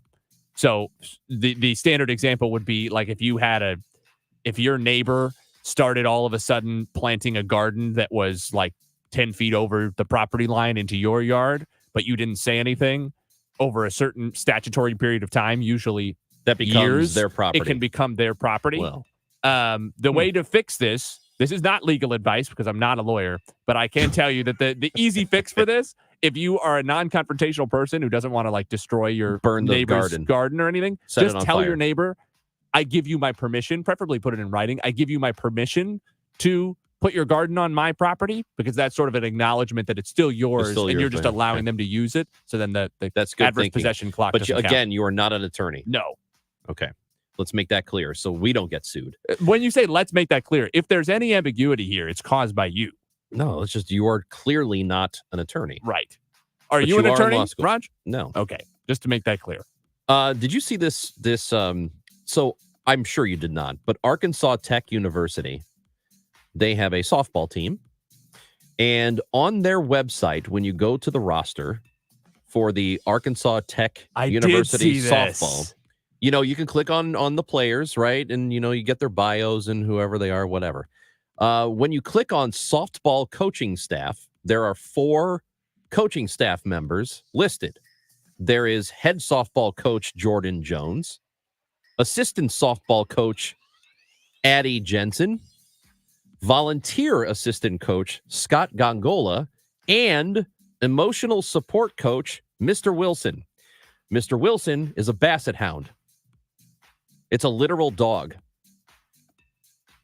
It's a dog. I did see that. They have a dog, which I think is adorable. But I assume the fact that they branded him emotional support means that he doesn't do anything else. He's not like a bat dog. Some minor league baseball teams have that. Which is amazing. Right, but I assume Mr. Wilson's skill set is more limited. He's really he's just there for the pets. Right. So when you strike out, you look stupid, you come back to the dugout, Mr. Wilson's there to pep you up. Yeah, you can't throw your helmet in the dugout. Might hit Mr. Wilson. And the dog has a photo. It's got a headshot. Pretty good, too. They got the dog to look right at the camera, pretty much. Yeah. I love this. I think there should be what was the dog the Blues had? Remember the little white Barkley. Barkley. That's right. I think do they not still have the dog? I mean, it was a young dog. I assume it's still doing I'm sure fine. it's alive, but I thought thought somebody adopted it. Oh, I don't know. There needs to be at Busch Stadium this year. There needs to be an emotional support coach, and it should be a dog. Maybe that would have helped last year. What kind of dog? That's not good. I don't think it was a 20-game difference for them. You don't know, though. I don't know. You're right. Other fun fact, the nickname of Arkansas Tech University sports teams, the men's teams are called the Wonder Boys, and the women's teams are called the Golden Sons. What? We need to dive into that. You didn't see that coming? No, I did not. The Wonder Boys? And the Golden Sons. Okay. What's going on at Arkansas Tech? I should re-enroll. I need to find a new major. We got Major Garrett tomorrow, by the way. Nate Gatter, Chris Rongey. We will recap everything you've missed if you're just tuning in, and it's all been great on KMOX. If you're hiring, it can feel like you're trying to find a needle in a haystack. You can hope the right person comes along, or you can just use ZipRecruiter. And now you can try it for free at ZipRecruiter.com/radio. In fact, ZipRecruiter has helped a lot of business owners find their needle in a haystack, like Marco, president of operations at Telly Tires and Auto Centers. Because Telly Tires has grown a lot in the last few years, Marco needed to hire everyone from a receptionist to a store manager to a head mechanic. ZipRecruiter helps me find all the right people, even the most difficult jobs to fill. ZipRecruiter helps me keep my business running. Take it from Marco and millions of other businesses who've used ZipRecruiter. ZipRecruiter can help you find the needle in the haystack.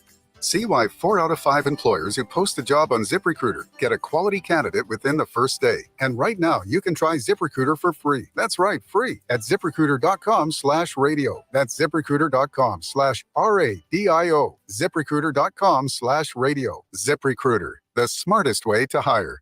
I'm Benjamin F. Chavis Jr. with the good news brought to you by BetterHelp. There's so much about the wonders of nature that we should always come to appreciate. The good news is there's a global organization in America that is helping to conserve nature. The name of that organization is the Nature Conservancy, that is now working in over 70 nations throughout the world.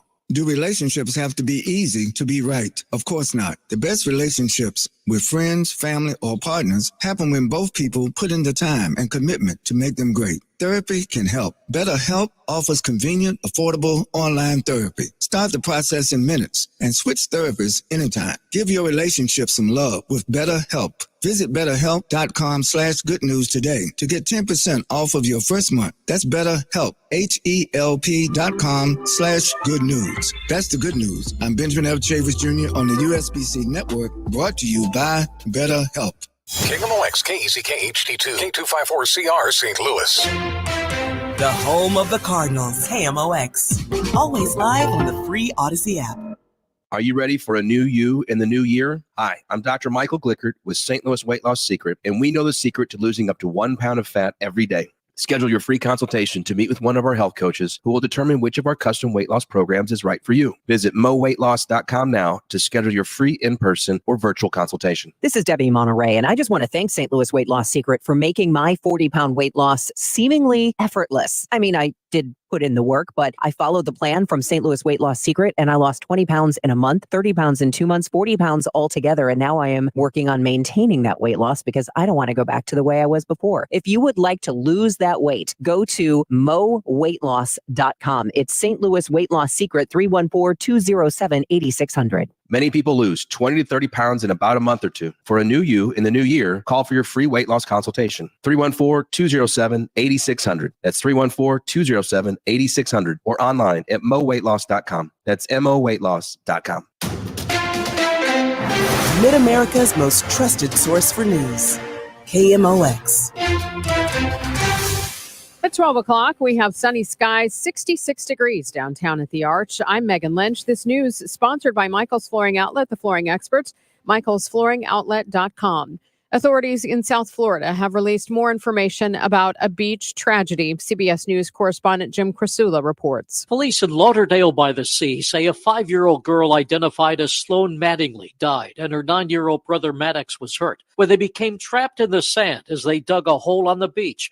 Their parents and stunned witnesses worked to rescue the children. I'm shocked. I'm absolutely shocked. I had no idea that something could happen where it could collapse underneath someone just hanging out and playing on the beach. The family was visiting South Florida from their home in Indiana. Jim Crisula, CBS News. The humanitarian situation in the Gaza Strip is inhumane, according to the head of the World Health Organization. He's calling on the Palestinian territory.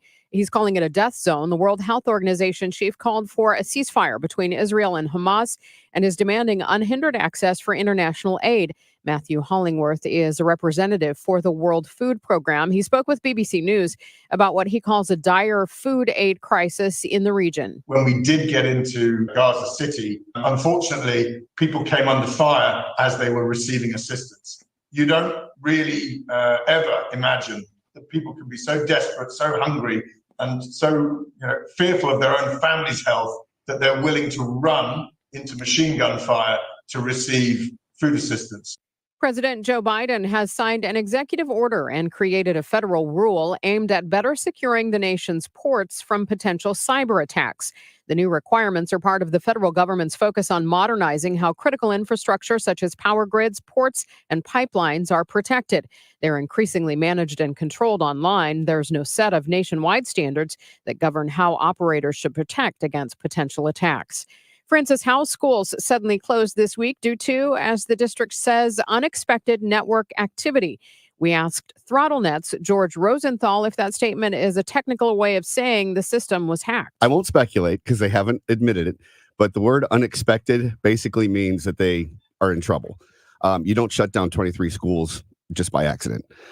That was a designed plan, a designed system.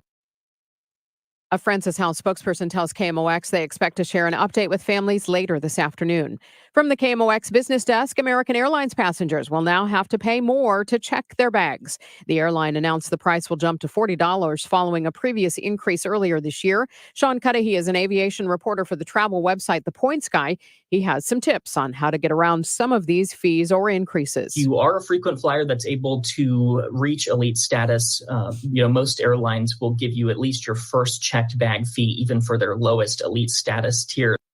The Dow from Stifel this hour down 125 points at 38,437. The S&P 500 is down 20 points at 4,954. The Allergy Report is sponsored by Zero Res. Call Zero Res today and get 3 rooms cleaned starting at $119. For today, the tree pollen count is moderate. The mold count is low. Let's get a check of the forecast now, sponsored by the Penn Mutual Life Insurance Company. Here's Dave Murray. Well, the snow bunnies are not happy this afternoon, but I think everybody else is. Feels like spring again. 68, 69 for the high this afternoon. Windy and a mix of clouds and sunshine. 79 the record from 1935. Tonight, clouds take over. I think the evening's going to be dry and relatively mild. Rain and a couple of spot thunderstorms after midnight. In fact, we're mild all night. 52 for the low. On Thursday, changeable skies, periods of rain, couple of thunderstorms possible, and 1 or 2 could go on the strong side as a cool front comes by. 62 for the high on Thursday. Clearing skies Thursday night,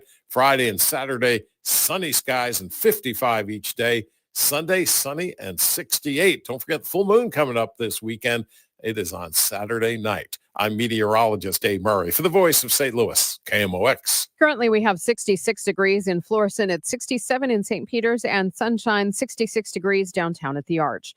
Chances are you have a lot of people who depend on you, your family, maybe even employees. Life insurance from Penn Mutual can provide you peace of mind and protect the most important people in your life. Ask your independent advisor or go to pennmutual.com/STL. I'm Megan Lynch, KMOX News. The Chris and Amy Show, sponsored by Summer at SLU. Find your kids' best summer yet at St. Louis University. Time to rewind. It's the Chris and Amy Rewind Recap. Nate Gatter, guess what we've got to do today? Take a guess. Recap the show? Well, I mean, yeah, but that's not what I was going for. Before the show is over, what do you think we're going to do? You have one guess. And you have 5 seconds, and if you get it wrong, you're getting thrown out the window. We're going to call Amy. We're not going to call Amy. Look. I don't know. You're expecting me to just guess It's vacation wildly. for her. It's vacation for me, too, pal. Okay. We're giving away tickets to see James Taylor. Before the show is over, James Taylor, June 6th, is performing live at Hollywood Casino Amphitheater, and we got a pair of ducats to give away today before this hour is up. How about that? And tomorrow and Friday. I don't know how you expected me to guess that, but I am excited. Well, are you part of the show today or not? It's not in the rundown. You're right. It's not in the rundown, is it? What a show we've had so far. So Nate is filling in for Amy today. No, we're not giving away the tickets now. Don't call in. This always happens. It happens every You always time. act indignant. We'll let you know when the tickets will be given away, but it is not right now. We'll keep you posted. Don't worry about it. All right. A lot has happened on the show today. We spent the first part of the show talking about City SC back in action. They had their first game last night, the CONCACAF Championship, but MLS play will start on Saturday. So this is a big week for City SC. And as we mentioned, Nate, This offseason is like 5 minutes long, and they're right back at it, and they get a win last night. It was a good night at City Park. They certainly are. It certainly was. Good start. Have to play the second leg of that matchup against Houston next Tuesday. It's a real test for City, starting with 3 games in 8 days. There were questions about the depth for the team last year. That was one of the big question marks coming down the stretch of the season when they had those injuries, and some of the guys even who didn't get hurt, but who looked like they were physically fading by the end of the year, like Edward Leuven. How would they cope with now playing even more games with the addition of CONCACAF Champions Cup play? And they've added depth. They feel much better about the roster that they have right now, I think, than they did last year in terms of their ability to cope with these 3 concurrent competitions that they're going to be in when the U.S. Open Cup also gets underway. And I think they can at least be optimistic about being able to do better in that regard. So how do you feel about them? We know what the start was last year. They were an excellent start, historic for an MLS team. What do you think of what the team is now? Are they closer to what they were at the beginning of the year, closer to what they were at the end, somewhere in the middle? Probably closer to what they were at the end, which doesn't mean they're bad. But outside of that phenomenal start, they were more like 500 the remainder of the season, which I think is probably closer to fair. If you want to go really hard on the advanced stats, the expected goals, which is essentially taking all the stats and putting them into a number of how many goals should they have led to. It's meant to measure a team's luck in finishing and whether they over or underachieved. The expected goals say City vastly overachieved. In fact, some calculations even say that rather than being first in the Western Conference, City should have been at or near the bottom. I think that's an overestimate and undersells the value of the system and the consistency that brings. I think Bradley Carnell is a phenomenal coach. I think Lutz Pfannenstiel knows what he's doing. They've addressed some of the biggest needs. Tomas Totland looks like he's going to be phenomenal at right back, which was an area of need.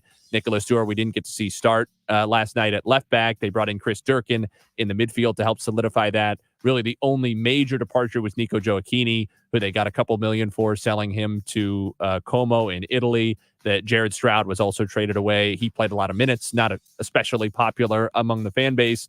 So I think they addressed their biggest areas of need. I do think probably they overachieved last year. My guess would be rather than being in that top 3 or 4 competing for a Western Conference regular season title, they're probably in that 5 to 8 range. Let me ask you this question. You mentioned Stroud, and I don't want to dance on the man's grave, but okay, I am no soccer expert by any means, but that dude whined a lot, right? He whined. Was it more than usual? A little bit, but I think Jared Stroud is an underrated player because he, to me, Jared Stroud represents what City were all about, which was finding players who were undervalued for some reason. Austin basically gave him away after they didn't play him at all the season prior. Moneyball. City got him for basically nothing. He played 31 games for them. He started the majority of those. He ran and ran and ran. He pressed and pressed and pressed. He was willing to work for the team. Yes, he would get stuck in now and again. Yes, he would complain now and again. I don't think there's anything wrong with having a, as you guys like to call them, a shift disturber around. Yeah, he wasn't a shift disturber like us. There's nothing wrong with a little bit of that. And he also popped in 5 goals and 5 assists. So I get it. His skill level, his quality on the ball was not what Klaus or Gioacchini or Rasmus Alm or Indiana Vassilev or Edward Leuven bring to the table. But I think fans were, when I look back on the first season of St. Louis City and what made it successful, to me, Jared Stroud, in some ways, even though he wasn't as much of an impact player as the Leuvens or Klauses of the world, Jared Stroud in some ways personifies what made them so successful in the first year compared to what was expected. Quality on the ball. Remember that phrase, Tyler. We're going to use it over and over again. There you go. Okay, bottom line, one sentence. Is this team a playoff team? Yes. That's one word. You did it better than one sentence. But probably not top 4. All right. We also spoke to Ellen Cardigan, who is a St. Louis University professor of political science. After the death of Alexei Navalny in Russia, what would have happened? And I asked her this question. Had there been an actual election, had Vladimir Putin even allowed that to be a real competition, would Navalny have ever had a real opportunity to win there? I think it's fairly clear he would not be able to run any candidate that Putin sees as an actual threat never manages to get on the ballot. And usually the reason is that the Election Commission says that some of the signatures that were on the petition to get the person on the ballot are invalid. She also goes on to say that he had support, but may not have been as much support nationally as you might think. That interview is on the Audacy app if you want to take a listen. We also discussed the Alexander Smirnov news that we got yesterday. Some court documents were released, and this was an ex-FBI informant on Hunter Biden. And this is what Scott McFarland from CBS News told us about him and what we found out. Petition to get the person on the ballot. Not that one, but this is Smirnov faces 2 federal criminal charges, accused of making a false statement and making a fictitious report. He's an FBI informant, has been for some time, but according to the prosecutors, he spun false tales about Hunter Biden, the president's son, and President Biden, linking them to some bribery allegation involving the Ukrainian energy company Burisma.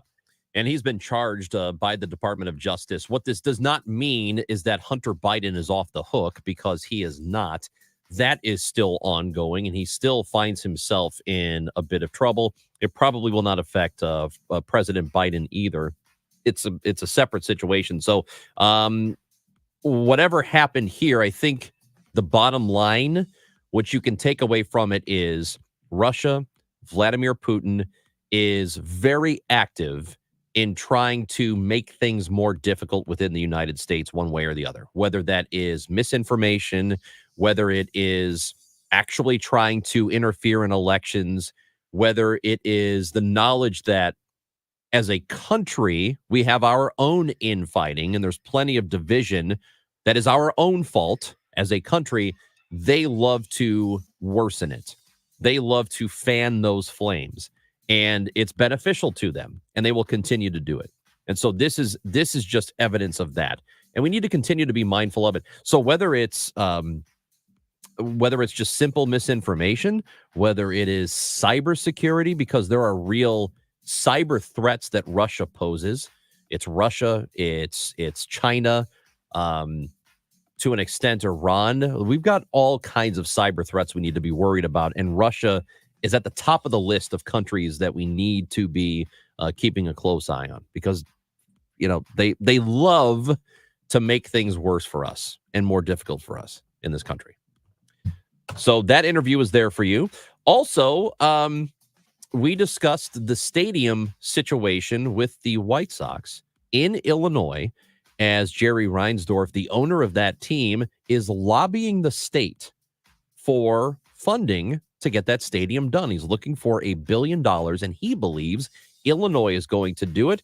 And, well, that would affect all of Illinois, not just the northern part, but also here in southern Illinois.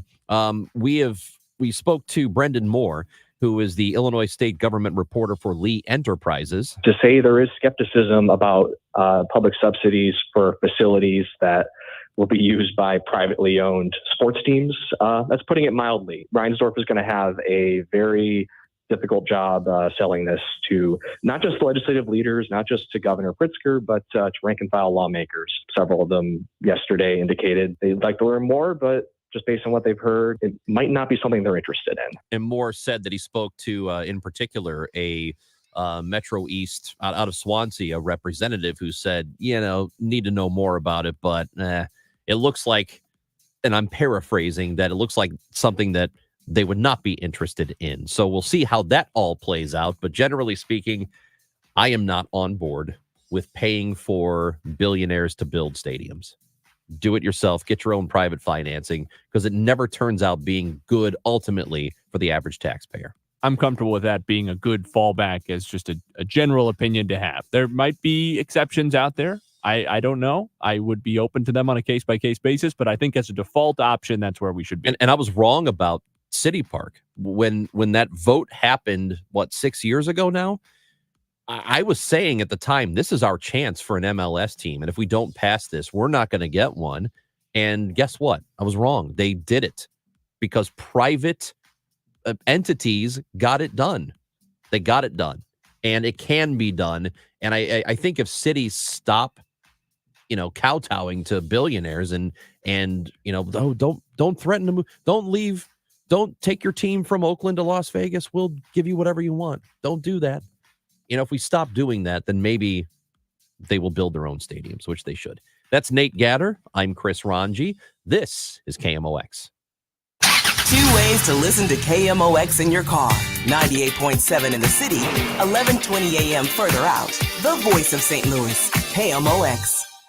According to the U.S. debt clock, and the time you hear this commercial, our nation's debt will go up by $1.5 million. That's more than $2 billion a day. Right now, our debt is over $32 trillion and climbing fast. The question is, how do we pay it off? The most likely answer is increasing taxes.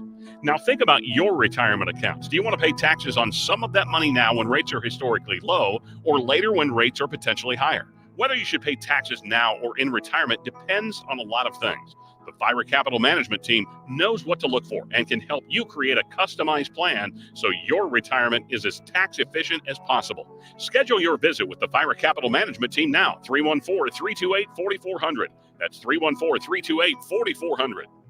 Investment advisory services made available through Pine Ridge Advisors, LLC, a registered investment advisor. Securities made available through AE Financial Services, LLC, member FINRA and SIPC. Firm may not give tax advice. I'm Dave Glover, and I see clearly now thanks to the doctors, Dr. Greg Birdie, Ranjan Malhotra, Robert Brusati, Andy Royer, and Samuel Barry. You can too. Just go to youridoc.com. Finding great candidates to hire can be like, trying to find a needle in a haystack. Sure, you can post your job to some job board, but then all you can do is hope the right person comes along, which is why you should try ZipRecruiter for free at ZipRecruiter.com/free. ZipRecruiter doesn't depend on candidates finding you. Its powerful technology identifies people with the right experience and actively invites them to apply to your job. You get qualified candidates fast. So while other companies might deliver a lot of hay, ZipRecruiter finds you what you're looking for. The needle in the haystack. 4 out of 5 employers who post a job on ZipRecruiter get a quality candidate through the site within the first day. ZipRecruiter, the smartest way to hire. And right now, you can try ZipRecruiter for free. That's right, free. Just go to this exclusive web address, ZipRecruiter.com/free. That's ZipRecruiter.com/free. ZipRecruiter.com/free. Regulated activities performed by a licensed affiliate. I had no idea I could sell my life insurance policy. Norman and Nancy Duggan for Coventry Direct. We were about to let Norman's policy lapse because premiums have become expensive.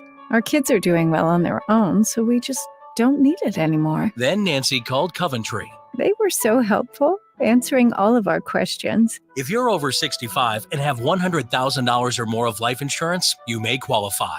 After this past year, we're celebrating life. We've booked some long overdue travel, and we're able to pay for our grandkids' college. Coventry Direct has helped thousands live the life they want to live.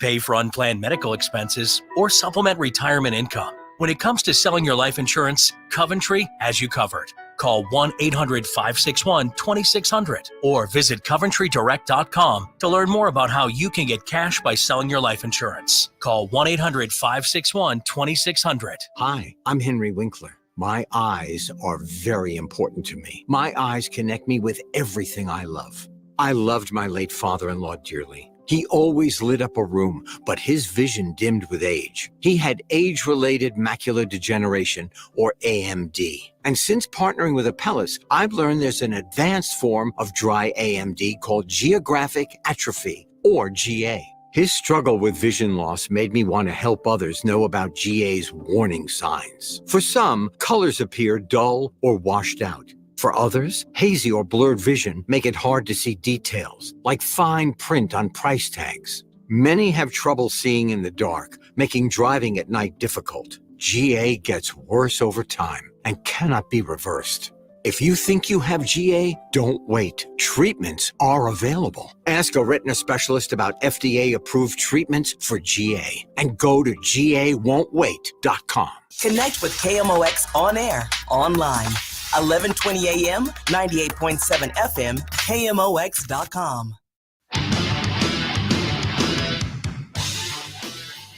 Nate Gatter is in for Amy Marks Scores. I'm Chris Rongey today. Nate, you're a Mizzou guy, and we got the news this week that their athletic director, who I think was pretty well liked from what I understand, Desiree Reed-Francois, left for a job with Arizona, which is a school that she went to. But it was a postgraduate she got degree, her law right? degree there. So it's not like it was an undergrad thing. She went back there for less money. We know the football team just came off an really successful season. So football is the number one driver for revenue with a college athletics department. And Mizzou just had a great year. Is something going on here at Mizzou? Because you've had this, and this is not really the first time in the last several years that a similar event has happened, where you've got this athletic director that people like and might very well be good at the job, leaving for what appears to be a lesser job. Yeah, I think the concerns here are, first of all, making less money. I mean, she, after incentives and non-compensatory pay, because college athletics, especially public schools, the compensation structures can be confusing, but she made over $1.3 million at Missouri last year, and she's going to make less than that, not dramatically, but she'll make less than that at Arizona. And not only that, she's taking over an Arizona athletics department that is 9 figures in the red. Moving conferences. And that is moving into the Big 12, which is, the Big 12 has done well in this realignment to solidify themselves with schools that are, solid. They're at Utah, Arizona State. They're going to be fine. But it's a far cry from the SEC, and even more so now. Really, the power is getting consolidated down into essentially 2 conferences, with the SEC and Big 10 being financially in a different place than all the others. So I think those are all red flags in why would she leave? And yeah, personal attachment. She has generally been a West Coast person. She went to law school there. I get that. I think people immediately were concerned. And what I've seen and what I've heard is that you can trace this to friction with the board of curators. Now, how and in what way does Eli Drinkwitz, the head football coach, factor into this? I don't know. Those two have not always been on the same page, but I think success cures a lot of that, and they had a lot of football success, of course, this season, and they expect to have more next season. A few weeks ago, though, a couple weeks ago, the Missouri Board of Curators formally created a 4-member oversight panel to directly oversee athletics. And that in particular, I think, could be taken as objective evidence of whatever friction there was between the board so she didn't have the athletics department. She didn't have autonomy. Right. I think that she wanted. And already, I mean, Moon Choi, who's the president of the entire University of Missouri system and the chancellor of the Columbia campus, is somebody who is, from the outside looking in at least, more involved with major athletics decisions than past chancellors and presidents have been. He and the board were very involved before Desiree Reed-Francois got there in the hiring of Eli Drinkwitz. People might remember Jim Sturck, who was the AD at the time, went to the board saying, I've narrowed down my candidates to these 3 names. And they said, are you kidding me? Right. It was not a good list. And basically the board said, okay, we're throwing that list out and we're going to find something else. And it worked out because the hiring of Eli Drinkwitz at the time felt all sort of slapped together because the search was taking a long time and nothing was going right. All that is to say that Mizzou is a university where I think the fan base at least perceives power struggles to be common, or at least meddling to be common, and that it's never as simple as the AD runs the athletics department and everybody else stays out of the way. But certainly the creation of a panel to explicitly oversee athletics, I think, is a statement on the board's part, either of a lack of confidence or of just wanting to be more involved. I don't know why they would lack confidence, considering the progress the department has made since Desiree was there. But I also wonder then how much of a factor that's going to be in the kind of people they can bring in, because Mizzou Athletics has a ton of people. If there's one thing Mizzou Athletics does well, it's produce senior staffers who go on to be successful athletics directors elsewhere in the country. If there aren't 10, there are almost 10 Mizzou people who are sitting ADs at Division I schools. You can make a competitive list and interview only people with Mizzou ties, and you would still have a competitive list for this job. that doesn't take into account that they'll probably call sitting ADs in the Big 12, maybe the ACC, and say, hey, are you thinking an SEC job might sound good right about now? Let me ask you this real quick before we go to break. Drinkwitz is just coming off that fantastic season, the 11-win season. How much power after 4 years, and for the first few, okay, I mean, you went to bowl games now 3 years in a row. How much power do you believe he holds within the athletic department now after having the season he just did?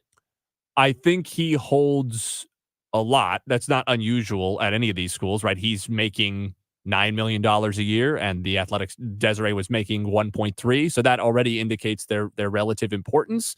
On top of that, what had always been talked about and rumored is that perhaps Desiree, because she hadn't hired Eli Drinkwitz, was ready to move on after those first 3 years, especially that third year was sort of underwhelming. They were losing these bowl games, ending on bad notes, and that the board had played an outsized role in deciding to hand Drinkwitz an extension instead, because, of course, in college athletics, with the pressures of recruiting and everything, it's never as simple as just retain somebody. It's either fire them or give them an extension, because everybody always has to be locked into a long-term deal. Yeah. And there are players coming in want to know that the coach they have is going to be there. Right. And it gives you can say that even though it doesn't mean anything, you can say it. So it's just how college athletics work.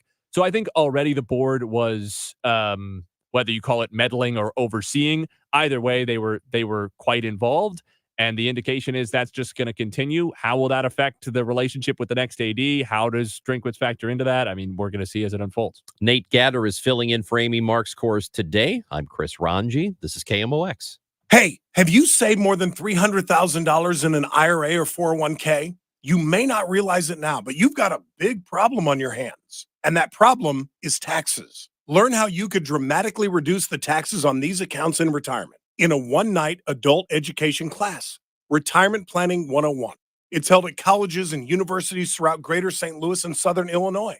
And it's hosted by financial and tax architects, your retirement professors. In just 3 hours, you'll benefit from decades of financial planning experience on taxes, healthcare, Social Security, investing for income, and more. If you've saved at least $300,000 for retirement, register now by calling 314-626-8817. You'll pay zero tuition for the class. So call 314-626-8817. Advisory services offered through Financial and Tax Architects, an SEC-registered investment advisory firm. Insurance products and services offered through Financial and Tax Architects. This is Christina Straight with Straight Realty, reminding you why pay more than $4. In 2003, we had a dream to start a real estate company that would revolutionize the real estate market. Now, 20 years later, after navigating through the many markets' ups and downs, we know exactly how to help you in this challenging time. I'm Christina Straight, owner of Straight Realty. Don't give away your hard-earned equity. Give us a call today, 314-441-4444, 314-441-all-4s. And remember, why pay more than $4? Straight Realty is a licensed broker in the state of Missouri. At 12:30, we have sunny skies, 66 degrees downtown at the Arch. I'm Megan Lynch. The Biden administration announcing new relief for student loan borrowers. The administration is canceling more than $1 billion in debt for some 153,000 student loan borrowers. The relief will go to those who are enrolled in the SAVE repayment plan or the Saving on a Valuable Education program, those who've been making payments for at least 10 years, and those who originally took out modest college loans. This relief, scheduled to kick in July, is now 6 months ahead of schedule. The Department of Education plans to contact borrowers next week who are eligible for early relief. Linda Kenyon, CBS News, Washington. A dual American-Russian citizen is being detained in Russia on charges of treason. 33-year-old ballerina Ksenia Karolina is accused of sending about $50 to a charity in Ukraine. It's the latest example of Russian President Vladimir Putin's extreme crackdown on dissent. CBS News senior White House and political correspondent Ed O'Keefe has more on how or if the U.S. can help her. While she's a dual U.S.-Russian citizen and the United States recognizes both of those, Russia does not. They see her as a Russian citizen. And so if she's in violation of Russian law, it's going to be harder for the United States to potentially sort out this case and be able to even see her or talk to her in any way. A court in Moscow ruled to keep Wall Street Journal reporter Evan Gershkovich in custody pending his trial on espionage charges that he denies. If local Teamsters Union and Anheuser-Busch cannot reach a deal by Friday, thousands could walk out on strike. CNN reporter Vanessa Yurkovich says AB and Molten Coors are preparing for the worst-case scenario. According to the two companies, they clearly want to work this out, but they are putting contingency plans in place to make sure that there is supply, to make sure that there are people working. That's Molson Coors. Yurkovich points out this is a key stretch for breweries with sporting events like March Madness beginning next month and Major League Baseball's opening day shortly after. Molson Coors Teamsters began their strike Saturday with hundreds walking out.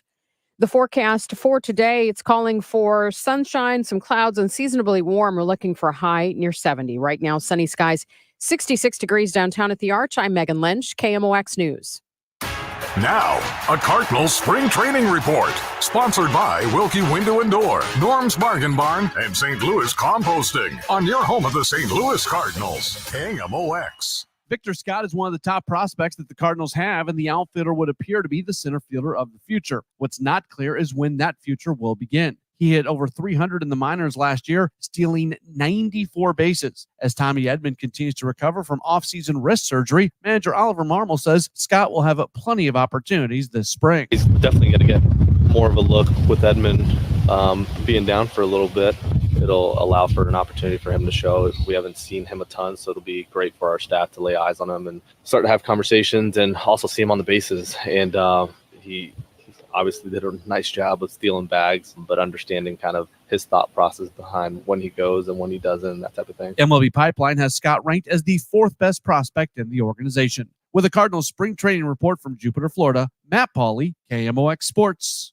Hey, this is Charlie Brennan. If you have exposed brick or stone in your garage, basement, or fireplace, this is a great time to call Morelli Tuck Pointing. Of course, tuck pointing on the outside of your house is often not possible in the winter, but inside, the Morelli team can keep working 12 months a year. What's tuck pointing? Well, it's the removal of old mortar and the replacement of new mortar on a wall or chimney. Sometimes that mortar can become loose, missing, or deeply eroded. We've used the Morelli team to tuck point the Brennan home numerous times. So if you live in a brick or stone home in need of repair, call the company that's received the Angie's List Super Service Award every year, back to back to back, since 2005. Morelli, the masonry specialists. Check out their reviews on the Google, Angie's List, and Better Business Bureau websites. Call 314-645-1387, MorelliTuckPointing.com. You've got spring fever, ready to get outdoors, soak in the sun, barbecue, host get-togethers. Is your outdoor space ready? Did you make all those improvements you wanted to make?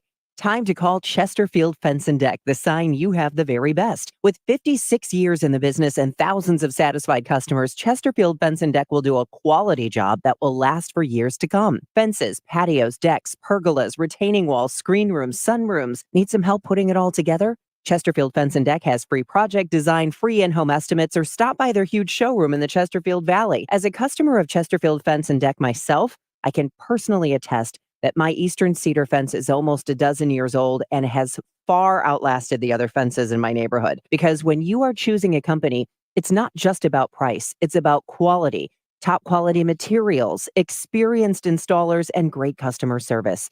Mention me, Debbie Monterey, and they'll offer you 48 months interest-free financing. ChesterfieldFence.com. Broadcasting from the Underlaw Injury Lawyers, GetJim.com studios. KMOX. Hello, everyone. This is Mike Claiborne. And this is Matt Pauley inviting you to follow the Redbirds this offseason on the Cardinals Countdown to Opening Day show presented by Ameren. Thursday night at 6 on your home of the St. Louis Cardinals. KMOX.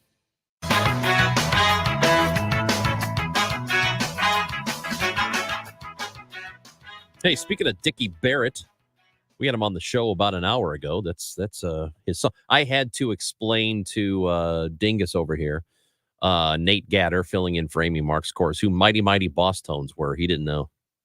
What percentage of the listener base do you think would know who the Mighty Mighty Boss Tones were? 70%. Yeah? Easy. Okay. They would have at least heard of them.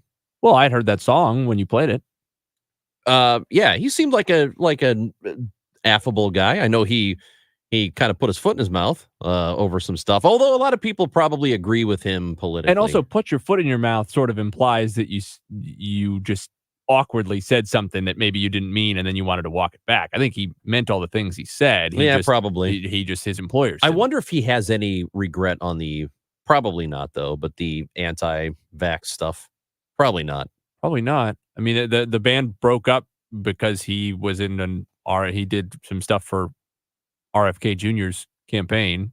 Or, well, we don't know for sure. They never said that's why, but it was like 5 days after that came out.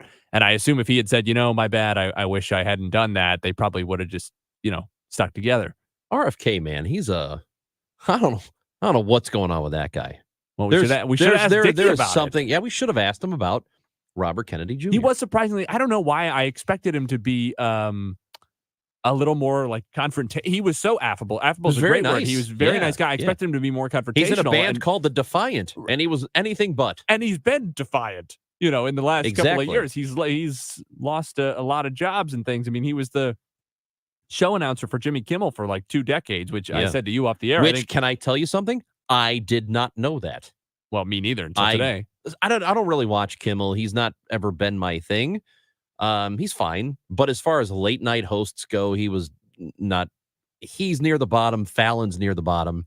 I loved Letterman.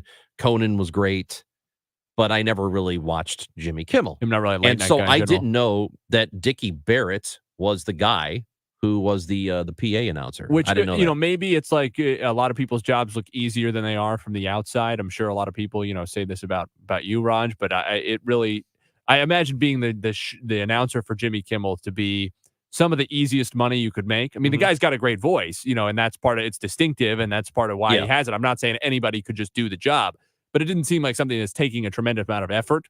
So I would have to really believe something to the point where I'd lose a job like that probably paid pretty well for almost no effort on account of of a political opinion that I had. I'd be willing to denounce a lot of opinions to keep that job. And I would say, especially if you're a band that's not, well, I suppose if you're a band that's constantly touring, you couldn't really do it anyway.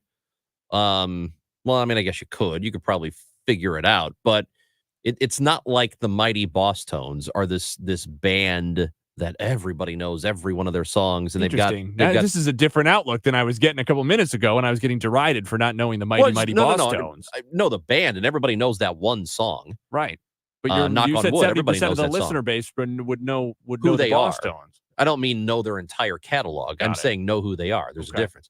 So I think most people would, if you're in that position, I would think that you would say, look, this is a pretty good job. My band is not, at the pinnacle, so I'm going to keep this job, I would think. But a lot of people are defiant, which is why that's what his band is called now, I guess. He was such a normal, he was a nice guy type of guy. He was a very nice person. In fact, he was quite apologetic about not coming to St. Louis on this tour, as opposed to being defiant and saying, well, I would never come to that terrible place. And he did not Democrat policies and things. That's right. That's right. The blue speck and the Red Sea of St. Louis. He did not swear on the air, which is good. We had that yesterday. We had a comedian, Brian Posehn, who let it slip and didn't realize he did it. That's the one thing about podcasts that has made it more difficult for us that operate under FCC rules. When you're on a podcast, you could say whatever you want. There's no fine. The good news is that means trouble. You can put that interview up without bleeping it on the free Audacy app, and I assume it's fine. The Audacy app, Audacy, download it. And as Nate mentioned, it is totally free.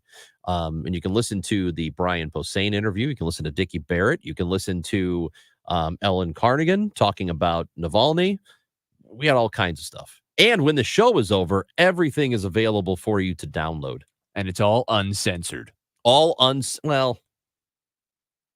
Tyler says, it's totally no FCC meddling in the podcast. Because you got to clean. Let me tell you something about Amy. You've got to clean up her language.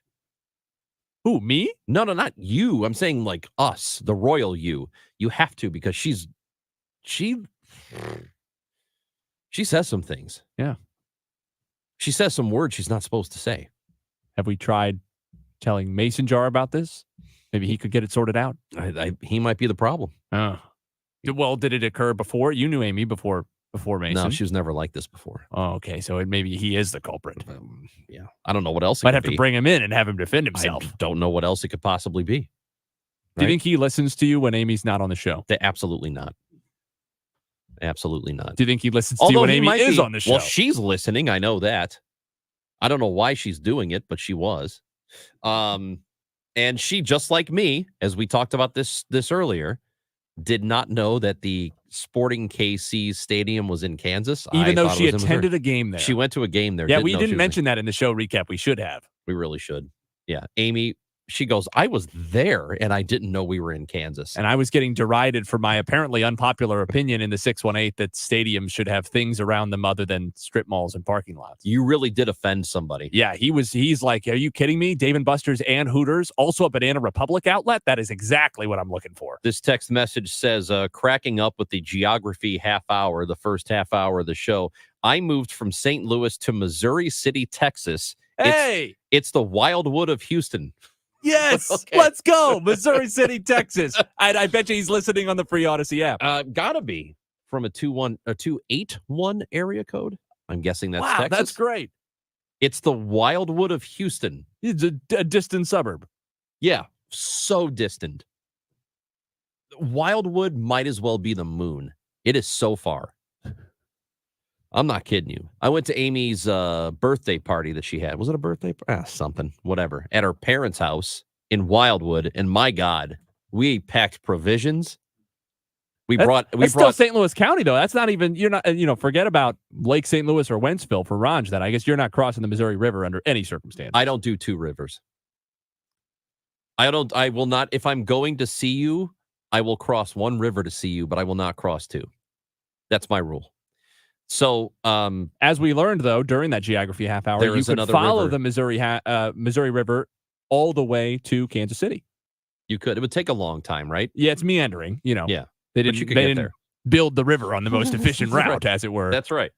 Hey, you heard Matt Pauley with his Cardinals report from spring training, and you can hear that every day. And it's brought to you by Renner Garage Door, RENNER, forward and back. Family owned and top rated, RennerDoorSTL.com. Cardinals, they got their full team workouts ongoing. They've got baseball Saturday. Dude, real baseball game. Well, yeah. It's not regular season, but it's Grapefruit League. And I cherish this first weekend because it's really the only part of spring training that's good. Like spring training, I don't remember who the first person I was who I heard say this, but spring training is one of those things where you can't wait for it to arrive and then you can't wait for it to be over. Right? You can't wait for it to start, can't wait for it to end. Because by this time next week, certainly by this time 2 weeks from now, we'll be like, God, it's spring training. How much more can I really talk about this? Especially the veteran position players. They're good to go a couple of weeks in. They're already, they've had enough. I mean, unless you're coming back from an injury or you're working on timing or something, by the time you get to week 2 or 3 of Cactus League, Grapefruit League, you're ready to go. But pitchers kind of need to get stretched out a bit. So it takes them a little bit longer, and they can use that entire month. But for the hitters, especially if you're Paul Goldschmidt or Nolan Arenado, you don't need to. You're like, if anything, let's go. the last thing you want is to be hot the last 2 weeks of spring training. I don't want to be on a 12-game hitting streak with 5 homers over that span going into the start of the season. Right. Like, are you kidding me? I want to count all these. I'm going to get my slump out of the way. Our texter, John from Dallas, lets us know that 281 is definitely Houston's area code. So we are getting people all over the country. We've got John from Dallas. We've got this other guy from Missouri the Wildwood City. of Houston. Yep. From Missouri City, Texas. Texas loves us, which is why we are sending our Missouri National Guard troops down there to help at the border. Anyway, spring training. What? Yeah, spring training baseball. Coming up this weekend, and you can hear it right here on KMOX. When's the broadcast start, Tyler?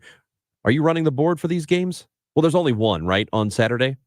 One Saturday that we're carrying and one Sunday. I'll be on the game Sunday. Let me tell you something about spring training baseball. I love being in the car, driving around in like 2 o'clock in the afternoon, 1 o'clock in the afternoon, and there's baseball on the radio, and you feel like it's getting warmer. I love that. I love that's that not what I thought you were going to say. Oh, no. You know what I love?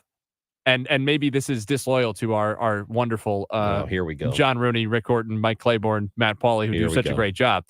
I love when it gets to like the 7th inning and the substitutions are en masse and hearing John and Rick just sort of give up.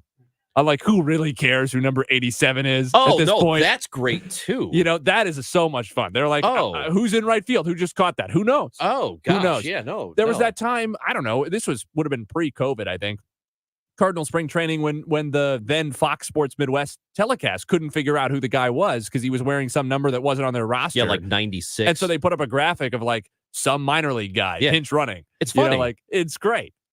But on the radio, it's even better because it's just pure chaos. Sometimes they give it up on it at a certain point. I love how in spring training games, guys just they pitch their inning or 2 innings or whatever at the beginning, and then they just leave. They're golfing. They walk down the warning track all the way out to the tunnel, and they go away. By the end of the game, while the game's still going on, those guys are on the 4th tee by the time the game ends. It's such a. If you ever get an opportunity to go to Florida, to go to Jupiter and watch some spring training, it's an investment. It takes a little bit of money to go, but once you're there, it's nice. It's a great environment. It's so relaxed, and you'll be watching a game, and in the middle of the game, in the middle of the innings, you've got players running in the outfield to warm up. Players who are not in the game, they're just running back and forth on the warning track. Like, hey guys, there's a game going. They don't care. It's just whatever. You probably spent, love that. When you were with the Sox, did you go down to spring training for a while? I went to every Arizona year? every year. Yeah. Was that?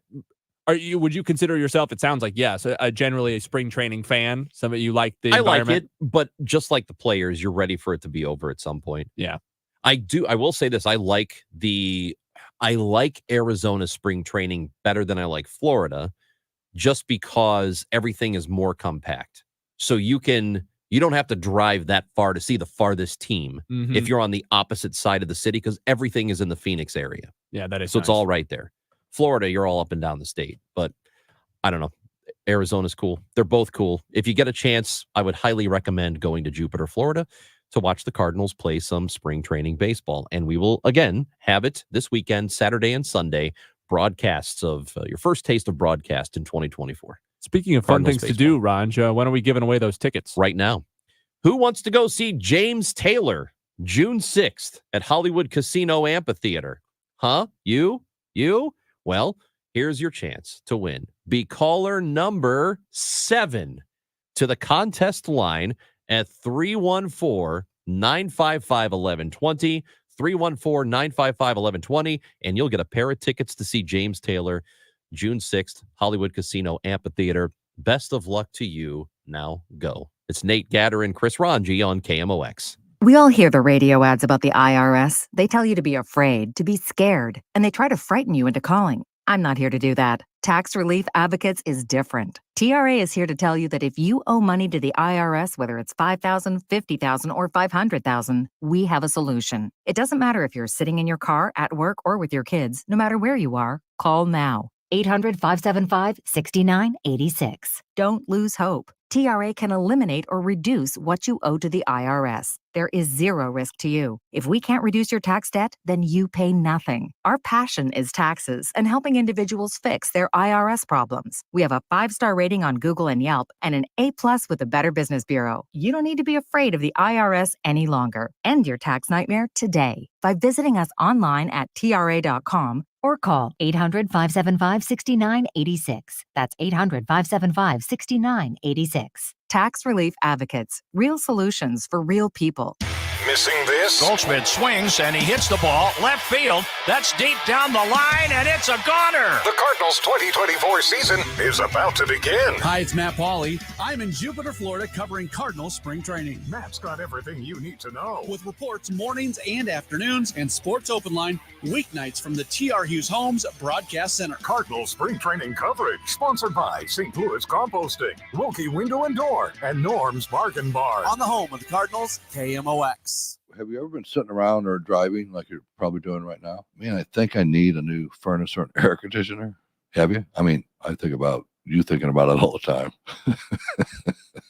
Regardless of what's going on right now with the economy and with these mandates and the prices going absolutely crazy. I would have to say, without a question, the best time to buy is actually right now. No gimmicks, no tricks.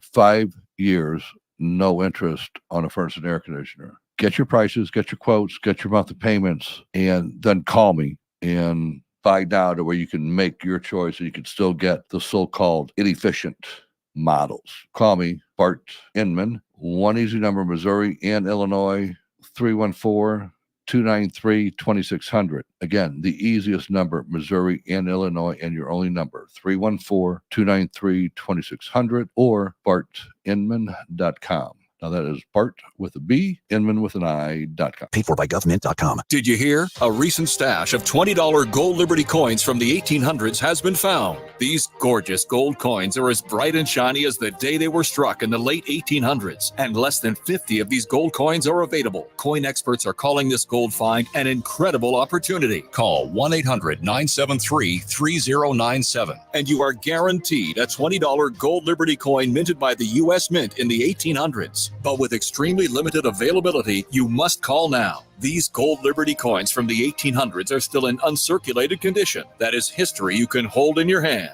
To learn more, call 1-800-973-3097. Call now, and you will receive a free American Coin Collector's Bonus Package, a $75 value free with every order. Call 1-800-973-3097 now to secure your $20 gold Liberty coins dated from the 1800s before they sell out. That's 1-800-973-3097. If you're hiring, it can feel like you're trying to find a needle in a haystack. You can hope the right person comes along, or you can just use ZipRecruiter. And now you can try it for free at ZipRecruiter.com/radio. In fact, ZipRecruiter has helped a lot of business owners find their needle in a haystack, like Marco, president of operations at Telly Tires and Auto Centers. Because Telly Tires has grown a lot in the last few years, Marco needed to hire everyone from a receptionist to a store manager to a head mechanic. ZipRecruiter helps me find all the right people, even the most difficult jobs to fill. ZipRecruiter helps me keep my business running. Take it from Marco and millions of other businesses who've used ZipRecruiter. ZipRecruiter can help you find the needle in the haystack. See why 4 out of 5 employers who post a job on ZipRecruiter get a quality candidate within the first day. And right now, you can try ZipRecruiter for free. That's right, free at ZipRecruiter.com/radio. That's ZipRecruiter.com/RADIO. ZipRecruiter.com/radio. ZipRecruiter, the smartest way to hire. Medicaid keeps me covered. It keeps me covered. It keeps me covered too. Illinois is mailing annual Medicaid renewals, which means that you need to make sure you stay covered. Staying covered with Medicaid means keeping yourself safe. Keeping your loved ones and your family safe. Everyone's due date is different. So go to abe.illinois.gov to check your renewal date and update your address. And stay covered. Retiring soon? Get the information you need by joining Kyle Jones and Matt Allgeier of Fira Capital Management for Your Retirement Highway, Sunday mornings at 9:30. Investment advisory services made available through Pine Ridge Advisors, LLC, registered investment advisors. Securities made available through AE Financial Services, LLC, member FINRA and SIPC. We're back! Chris Rongey, Amy Marks Kors on KMOX. I've seen fire and I've seen rain. I've seen sunny days that I thought. Congratulations, Jane in Chesterfield. Jane in Chesterfield is going to be Jane in Earth City. Is that what they call it? Is that where Hollywood Casino Amphitheater is? What's it technically called? I don't know what he's saying. Oh, that's technically Maryland Heights? Okay, whatever. Anyway, Hollywood Casino Amphitheater, June 6th, has James Taylor and Jane in Chesterfield's going to be there. You could be there too if you win tickets tomorrow here during the Chris and Amy show or on Friday during the Chris and Amy show. So you got to be listening for your chance to win. So we were just briefly during the break talking about the baseball thing, and Ethan came in and showed us a photo of the uniforms, and the players have been complaining about the new uniforms. MLB has some lousy new jerseys, and they look very cheap, and players are saying they look cheap and they don't fit well, which is a problem. And one of the new issues is when the jerseys are tucked into the pants are so thin that you could see the jerseys through the pants. So, and I thought it was photoshopped. I saw it with a Seattle Mariners jersey, and I thought that can't be real. but it's totally real. You can see the pants are so thin, you can see the jerseys. I just don't think it's that funny, Raj. And I told you during our last break. You know why I don't think it's that funny? Why? Because I feel like everything, and this is just such a odd thing for me to say, but I feel like everything in our society is getting worse and simultaneously more Costing expensive. more. And it just sucks. This is just evidence of shrinkflation. That's what this is. It's evidence of Fanatics being the worst company ever and ruining everything in sports. And guess what? Slowly but surely. If you're a fan going to buy a jersey, it will cost you at least as much as it did last year. It'll cost you more. It'll cost you more. Nate Gatter, thanks for hanging out with me today. I appreciate it, Raj. It's always uplifting. Isn't it? Yes. Dave Glover Show is coming up next. We'll be back with you tomorrow at 10 o'clock. Everything you missed on the Audacy app. It is the Chris and Amy Show on KMOX. Cards issued by Sutton Bank and Celtic Bank, members of FDIC. Terms and conditions apply. The needs of modern businesses are always changing, but corporate cards haven't evolved in decades.